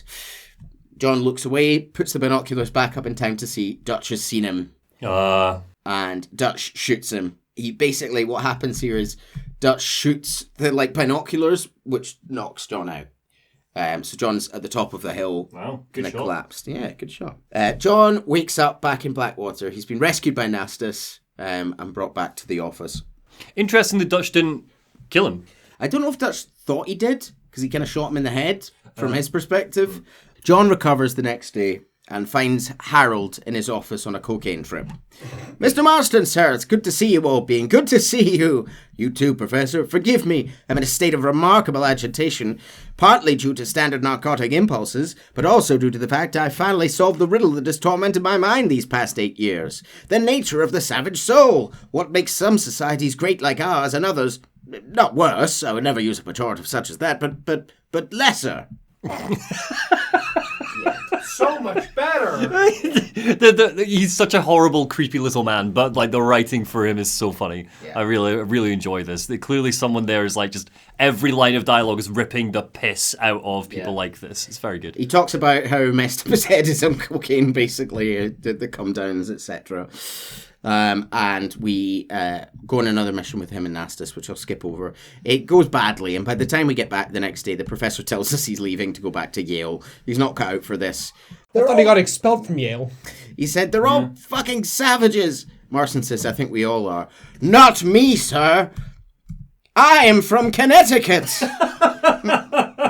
I'm a professor at Yale. I write books. I do not deserve to die out here. Where's my tincture? Oh, yes, he takes some cocaine. Oh, good. You okay, Professor? Dandy, sir, dandy. We hear a gunshot outside. Dandy, because of my candy. We hear a voice shouting from outside. Is that you, John? Hello, Dutch. I think that's what they call 2 for a price of 1 out here in this wonderful place. Maybe so, Dutch. You and your friend, the professor, we're going to kill both of you. Why would you want to do a thing like that? I don't know. Sport, I guess. Christ. Oh, I still love Vanderlyn. Yeah. He says, why don't we let the professor go and your boys can get back to their families? Well, that sounds like a beautiful plan, John. Only problem is, my boys here, they already lost their families a long time ago. We ain't thieves, John. We're fighting for something. Bit like you, only we're fighting for an idea, not just ourselves. So, we, for some reason, don't throw Harold straight out the window to Dutch, which is what I would have done, but we help him escape across the rooftops. Why didn't you just shoot Dutch? Your building's completely surrounded. You're kind of on in an office. He was in a window! Yeah, but if he steps into the window, boom, boom, boom, look, he's like 10 men there, like, with rifles on him. He's forgotten he has time magic, okay? So, You're a wizard, John. we for some reason help Harold escape, and he says, you know, I dreamed of documenting the last days of the Old West, the romance, the honor, and the nobility, but it turns out it's just people killing each other. John says it always was, Professor, and the Old West ain't quite dead yet. He pisses off on a train, thank God. Macdougall gone. We head back over to Ross and Archer, and he goes, where's my family? Please. And Ross dresses him down. He says, I know it's tough. You like Dutch. He's a charming fellow. That makes sense. He's just like one of those nature writers from back east. Only he takes things a tiny step too far. Rather than just loving the flowers and the animals and the harmony between man and beast, he shoots people in the head for money. Now, I'm no great intellectual, but the metaphysical leap from admiring the flower to shooting a man in the head because he doesn't like the flower is a leap too far. I know it's easy. See, me and Archer, we're the bad guys. We enforce the rules. Now, while the rules may not be perfect, they're really not so bad. What's the alternative? I'll tell you. It's not complicated. It's about one man and his gun versus another man. Civilization may be dull, but the alternative, Mr. Marston, is hell. And the way you enforce civilization? This freedom for men to like or not like flowers or whatever in God's name you were just talking about is to kidnap a man's wife and son? Well, I know there's contradictions. I'm not going to lie to you. As I said, I'm no great intellect. Now, after the debacle with the army and the bank, we have to put Mr. Vanderlyn to rest ourselves. We ride into the wilderness. We are joined by men from the army, and we come across Dutch's fortress in the mountains. Dutch has built himself this kind of... with a lot of skulls? Yeah, a lot of death imagery here. He built himself a sort of wooden fortress in the mountains, which we storm. Ross says that Governor Johns will be very happy when they kill Dutch. Marston says, Nate Johns, what you got to do with any of this? Ross says, let's just say he has a vested interest in cleaning the filth out of this region. He also says, I don't think our old friend Dutch realizes what a great favor he's done us. I hate this. Yeah. So we storm the fortress, blowing it up, fighting our way through, bang, bang, bang. We've got the army at our backs, and it ends up 1-on-1. We chase Dutch through the fortress, then into the mountains through a mine shaft. This whole time? He's not. It's just a peach-coloured shirt. I think it's the contrast on the screen makes it. It's a peach. You can see the sleeves there and there. It's just anyway. We chase Dutch through the mines, up and up through the side of the mountain. Looks like it's you and me, John. You should have stayed at home, working for the government, John. After all I taught you, I'm ashamed. I don't have a choice. There's always a choice. You're just too blind to see. They continue their chase. Bang, bang, bang, bang, bang. Eventually, Marston chases him through the tunnels and walkways, emerging together on the edge of a cliff, high up in the mountains. End of the line. How the mighty have fallen. Like, look at Dutch Vanderlyn. Yeah, he's bleeding. He's holding himself. John has him cornered. Real end of the line stuff here. He turns round. Hello again, John. Hello, Dutch. Like how every conversation starts that way. Dutch says we gotta stop meeting like this. Meeting? Yeah. Been talking to each other for the past 2 hours? No, but top of a mountain with John pointing his gun at him by the end of RDR2. That's a really clever retcon you've done there, actually. That really is. I'm quite impressed. Dutch says, I've got a plan, John. Yes! John says, you always had a plan, Dutch. Dutch says, oh, this is a good one. And he throws down his gun. Marston says, I don't doubt it. We can't fight nature, John. We can't fight change. We can't fight gravity. We can't fight nothing. My whole life, all I ever did was fight. Then give up, Dutch. But I can't give up neither. I can't fight my own nature. That's the paradox, John, you see? Then I have to shoot you. When I'm gone, they'll just find another monster. Because they have to justify their wages. That's their business. Our time has passed, John. And he falls back, throwing himself off the edge of the cliff to his death. Bye. Later. That is almost exactly beat for beat of the scene in Red Dead Redemption 2 when he's with Arthur and they're cornered by the Confederates. So it's basically the same speech. Well, there's elements of it the same. He says you can't fight nature, you can't fight gravity, and they jump off. And that speech is also about him saying, I fought my whole life and, it doesn't seem to be getting anywhere. But yeah, rather than be killed by John, Dutch throws himself off a cliff. So he arrests one, shoots one, and he kills Dutch, but he doesn't kill Dutch. It's not his bullet. Later on, Ross finds us at the bottom of the cliff, standing over the body of John's father, really, in a lot of ways, Ross says, so you didn't have the guts to shoot him? The man's dead, Ross. Sure, can I see your gun? He takes John's gun and shoots Dutch's body. Trust me, it looks better in the report that way. Yeah, he's a real prick. John says, where's my family? Ross says, your wife was killed in a prison riot last week. Then he says, I'm only joking, dear boy. Oh, yeah. We sent them back to that Scrabble ranch of yours in Beecher's Hope. They're quite safe. Marston, finally, job done, rides home back to Beecher's Hope for the first time in a long time, where he is greeted by Abigail and Jack.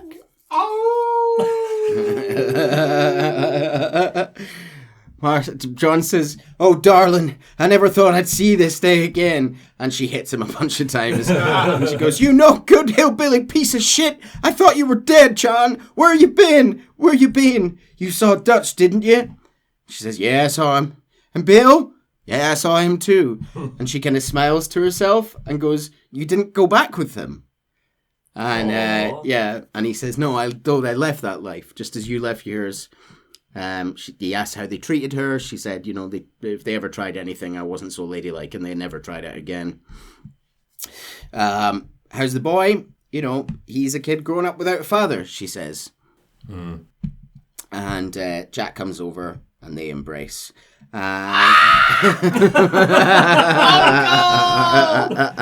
Jack is in the middle of saying, coyotes ate all the chickens, and the poachers took the cattle. I tried, father, I tried. I know you did, son. I know. Uncle emerges. Don't you go blaming me, boy. Don't you go blaming me. John says, I ain't blaming no one, old man, but since you're still alive, there's 4 mouths to feed and no cattle. Well, it's a nice way to greet somebody. Why don't I get a warm and tender embrace? I got the lumbago. Why does he look better in this game than he did in the last game? Do you think? He does look a bit more sprightly in this game, yeah.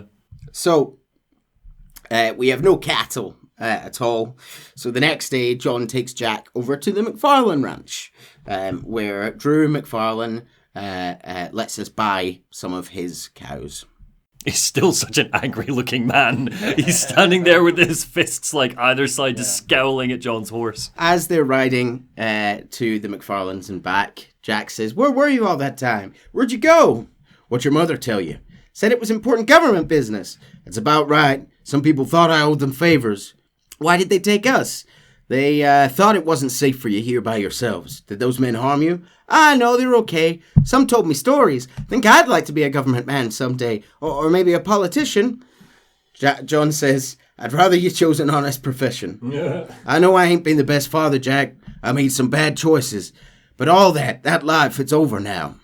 Pa, was it something to do with Mr. Dutch and Bill while you went away?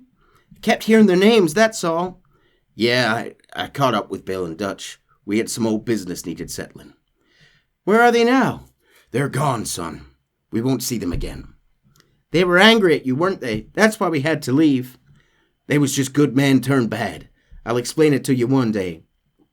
Jack asks what that makes him. John says, I guess I'm a bad man who tried to be a good father. I don't know.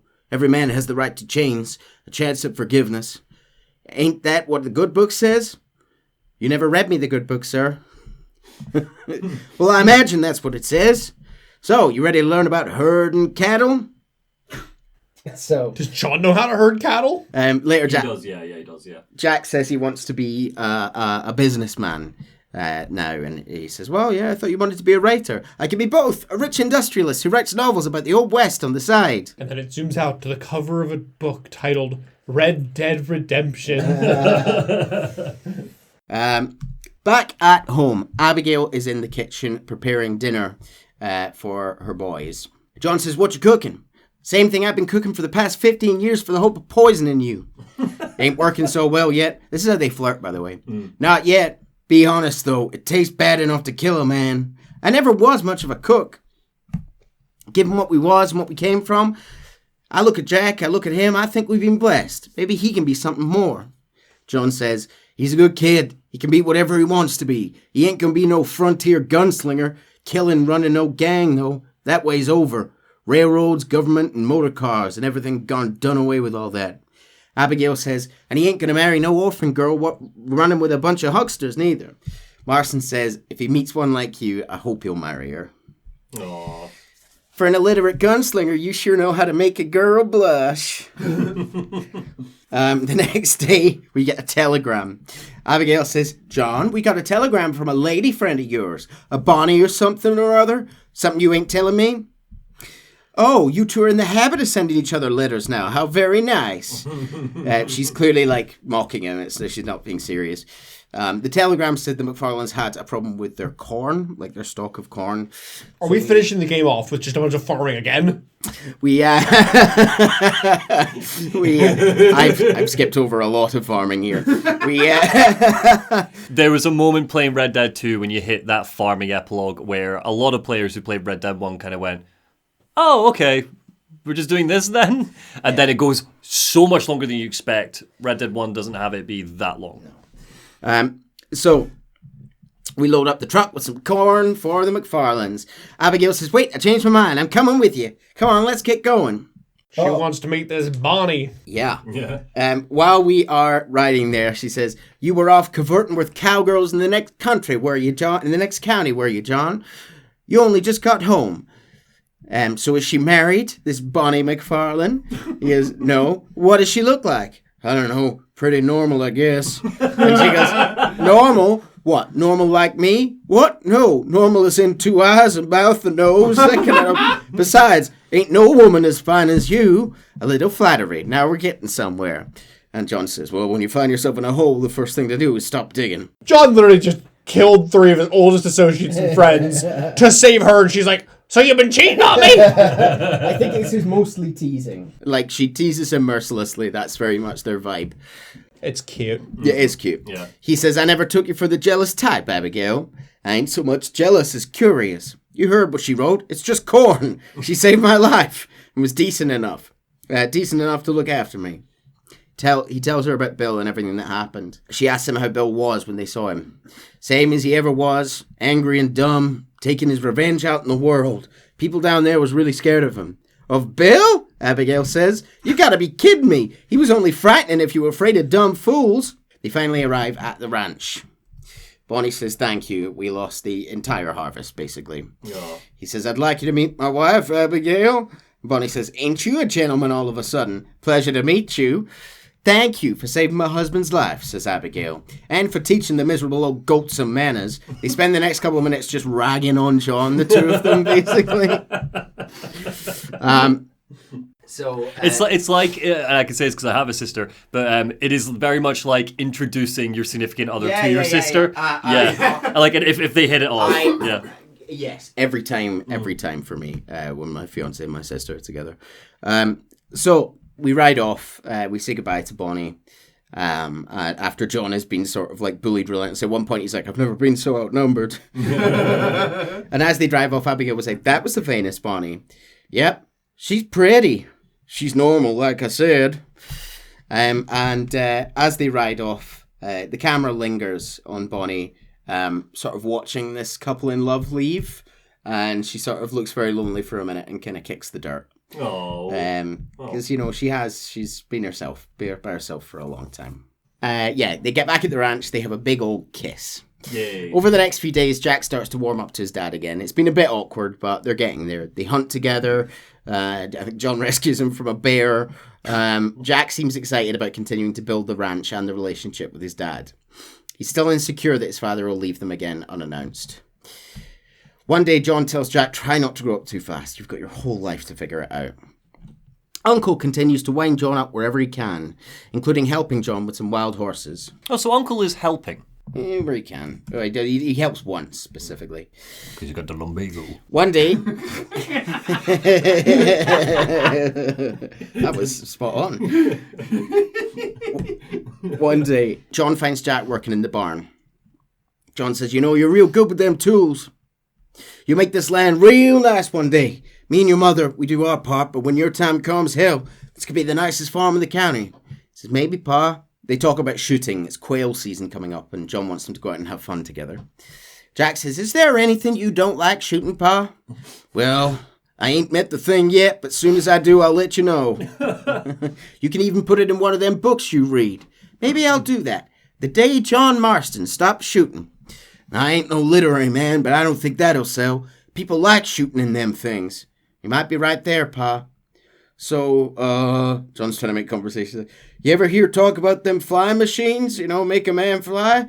Sure, Pa. Everyone knows about that. They're going to bring one of those machines to the county next year for a demonstration. One of those machines could turn men into angels.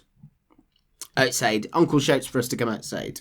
He spotted something through his spyglass. John, come here quick. Take a look. John looks. We don't see what he sees through the spyglass. He grabs Jack, hugs him, tells him to get in the house, lock the doors. Whatever you do, don't come outside. You hear me? Whatever happens. Jack says, okay. Keep the doors locked. Promise me, son. Jack says, who is it, Pa? He says, just some old friends. Me and Uncle take care of it. Now go inside and keep the windows and doors locked. I hear you. Run, boy. The two men are alone, Uncle and John. Well, old man, looks like things is about to get settled once and for all. Uncle says, so it seems. How are you not dead? Well, Uncle. No, who I'm assuming is inevitably going to pop up next frame. Sorry, very quickly, Chase. Who do you think's about to pop up? No, we'll see if I'm right. No, I want you to make your theory. No. No, because I know. What's the purpose of the podcast? Okay, fine. Yep, sure, no problem. Listeners, he's definitely thinking that Dutch is about to arrive. Swarms of government soldiers descend. Okay, to be fair, it was Dutch in my head, but there was also a little bit where I'm like, the Pinkertons are going to come kill him. Swarms of government soldiers descend on the ranch. Uncle and John kill waves of them together. They fight their way onto the porch and are joined by Jack despite his parents' protests. Pa, what do they want? I don't know, son. Whatever it is, it ends here. Look how many they are. They're going to kill us, aren't they? During the next wave of attacks, Uncle is shot in the chest and goes down. Aww. He props himself up against the... Got him right in the lumbago. In the lumbago, by the looks of it. Very good. John says, hang in there, Uncle. I'm going to get you out of here safe. Once they defeat the kind of most recent wave, they go over to him. And Uncle says, you and me both know I'm not going to make it off this porch anyhow. You take Jack and Abby, take them, don't worry about me, get out of here. They retreat inside, and Uncle passes away. Aww. Rest in peace. John tells his family to get to the barn. They meet up there, while John sort of holds off the soldiers. They get the horses ready. Jack is also helping John shoot the men by this point. John says, listen, Jack, darling, get on this horse. Get out of here. Go and find someplace to hide. You're coming with us, Pa. I'll catch up. Keep riding. Don't look back. Don't be worrying about me, you hear? You stay out of trouble, John. Ain't no trouble, Abigail. Ain't no trouble. I love you. Now go on, get. And he gives her a kiss. And they ride off. John goes to the other side of the barn to the double doors, and he peeks through to see a whole line of soldiers outside waiting for him. He takes a moment to himself. He steps back, steadying himself, taking a breath, then pushing through the barn doors like Aragorn in the Twin Towers. 2 Pinkerton agents are standing behind the line of soldiers. Time slows as John draws. And we are playing all of this. Yeah. He manages to shoot maybe half a dozen of the men before he's riddled with bullets. The shooting stops as he makes his last stand. Does he at least get the 2 Pinkertons? No. God damn it. Before dropping to his knees, Mr. Ross pulls out a cigar and lights it, and John collapses to the ground dead. The men turn their backs and walk off. Abigail and Jack, hearing the commotion, come back and find John's body and weep over it. Later, we see them standing over a grave. The grave reads John Marston, 1873 to 1911. Loving husband and father. Blessed are the peacemakers. As Jack stands by his mother. That's a Dutch line. Blessed are the peacemakers. And, yeah. I find it very interesting that it's just a shout out to a quality comment. When you covered Red Dead Redemption 2 and you covered the building of the ranch, you mentioned as a throwaway line. The barn. There's also a barn, but they build a barn too, but it's not important. Yeah, and there was a comment, because obviously it's the barn where John dies, and there was a comment, a really good comment, where it quotes you saying that, and it basically goes, yes, a barn, certainly not important, side eye. People were waiting, yeah, people knew. Post-credit! We seem to flash forward in time. The sort of cross on the grave of John Marston is now a few years older and cracked and warped. We see a man standing at the grave. He puts on a hat, turns toward us, and walks away from his mother and father's grave. Abigail is now buried next to her man. Abigail Marston. She didn't last longer. No, 3 years. Always in our hearts. So yeah, this is Jack. He looks every inch the gunslinger. So where's Red Dead 3? Well, this is made. People hated this because the idea was they wanted to run around the open world as John, because you get committed to John. Jack's here so you can still run around the open world. Jack can't. Well, no, Jack's not. Oh, it's still, gameplay's still going. Jack's not here for that. You can mop up any side questions, but if you've still got them open, I don't know why you would. You would want to do it all as John. When he is in the open world, we can hear that Jack is a very angry young man. There is a lot of pain and vengeance in his voice when he speaks. In Blackwater, he finds a man and asks him if he works for the government. Sure, son, why'd you ask? Do you work for a man named Edgar Ross? I have something for him. He goes to a cabin where he's referred, where he finds Edgar's wife. She says, oh, lovely Edgar, he's retired now. That husband of mine, the Bureau won't get its talons out of him. Must be why you're here. He and his brother Philip went hunting down south in the San Luis River. Be careful crossing over. They were saying it was dangerous. Eventually, Jack finds Ross at the fishing spot by the river shooting ducks. Just as Ross had found Jack all those years ago when he was fishing with his Uncle Arthur. Oh. Jack says, excuse me, you Edgar Ross?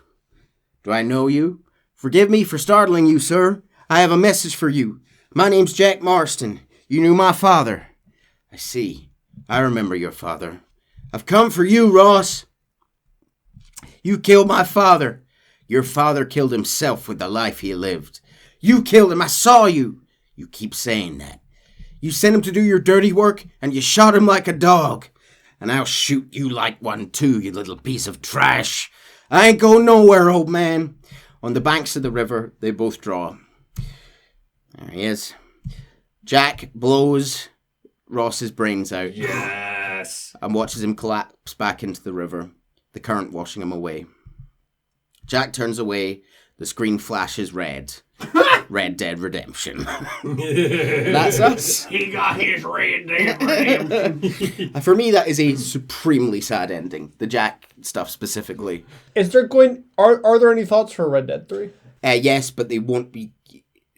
A lot of fans have this thing of like, oh, now it's 1914. We can do Jack in World War One. I saw this. Terrible. A terrible idea. What a terrible I think you have to idea. go further back in time if you want to do anything else. You cover Uncle's glory days. He said he was like a great sharpshooter. Or realistically, you do Young Dutch. A lot of people want Young Dutch. But yeah, it's a very depressing ending for Jack, because he is a gunslinger now. You know, he's. However, in one of the GTA games, we can find a book called Red Dead Redemption, written by a J. Marston. Oh. So there's a theory that if this is a connected universe, maybe Jack did write the book one day. But that's us. I was right. Yeah, I didn't know that. That's really cool. That's Red Dead Redemption 1. Thoughts? I like it more than 2. Excellent. I knew you would. I like it more than 2. And I don't think that's a bad thing. I prefer 2, but yeah. I can see why people would prefer 2, but it's a bit too serious for me. I prefer stories that take themselves a bit less seriously. Yeah, this one's a bit sillier. Yeah, because all the silly stuff in 2 is like the supremely silly stuff, like the robot and the vampire and all that nonsense. There was a robot? Yeah, a guy's trying to build a robot. It's not that interesting. You skipped all the good stuff. That's the point. All of that is the time traveler. All that is side quest stuff. Whereas in Red Dead 2, like, Seth is a ridiculous character, but you meet him in the plot. And that's important that you meet him because he's relevant for the Bill stuff. Yeah, there's a song that plays called Dead Man's Gun when the credits roll. Is it after Jack kills Ross, or is it after John dies? Credits roll when Jack kills. So it's that, and it's a gorgeous song, and it rolls. And I remember like being, if it was this 2010, I would have been 14. 14 years old, playing this like, you know, after Christmas basically, and like just feeling this pit in my stomach because the execution of John Marston, the execution of John Marston is really well handled. Like the fact that you step out, and as a 14-year-old kid, I was like, no, yeah, I'm going to kill them all. Fuck you, you know, boo, boo, boo, boo, boo, boo. And the fact that you think you've got them all and then you don't, and it's just really well handled. Yeah, for sure. Yeah, Chase, I want to ask you about the Man in Black. Yes. Because you thought he was you think he's the devil. Okay. So... I mean, alternately, the only other person I could see him being is God. But, historically, dude in all black, twirly mustache, you know, fancy suit, gives you choice. It's all very... It's Satan imagery. It's interesting because I never read him as overtly like bad in the sense of a satanic creature. No. I just think of him as death. That's just how I think of him. To be fair, I don't think. I mean, and mayhaps this is me rebelling against Catholic upbringing and not thinking that Satan is inherently bad. Fair. And more that it is control versus choice. And yeah, like him in this case fits all like the satanic imagery of somebody giving free will and giving choice, you know, and potentially leading you down paths that you shouldn't, but, you know, leaving it up to you as to whether you go down that path. Neil, you're the Red Dead aficionado. Who do you think he is? When playing it through when I was younger, I always assumed it was God. You know, speaking about being an accountant, you know, speaking about, you know, almost like accounting people's souls, you could 100% make the argument as the devil as well. Or death. I think either way, I think it's interesting how people perceive it. I always just assumed it was God when I was younger. Why death, though? Because if it was death, I would assume that you would see him at the end of the game as well. He appears towards the end of John's life. He in Red Dead 2, he appears in a picture and kind of becomes in a picture frame and becomes more clear. We never meet him, but as Arthur's life is kind of wrapping up, he sort of appears in this picture frame over the course of the game. So I think it works for I think my death in interpretation is primarily just me not thinking about it with nuance like you are, Chase, which is just, oh, devil bad, God good in the, you know, in the very Judeo-Christian sense.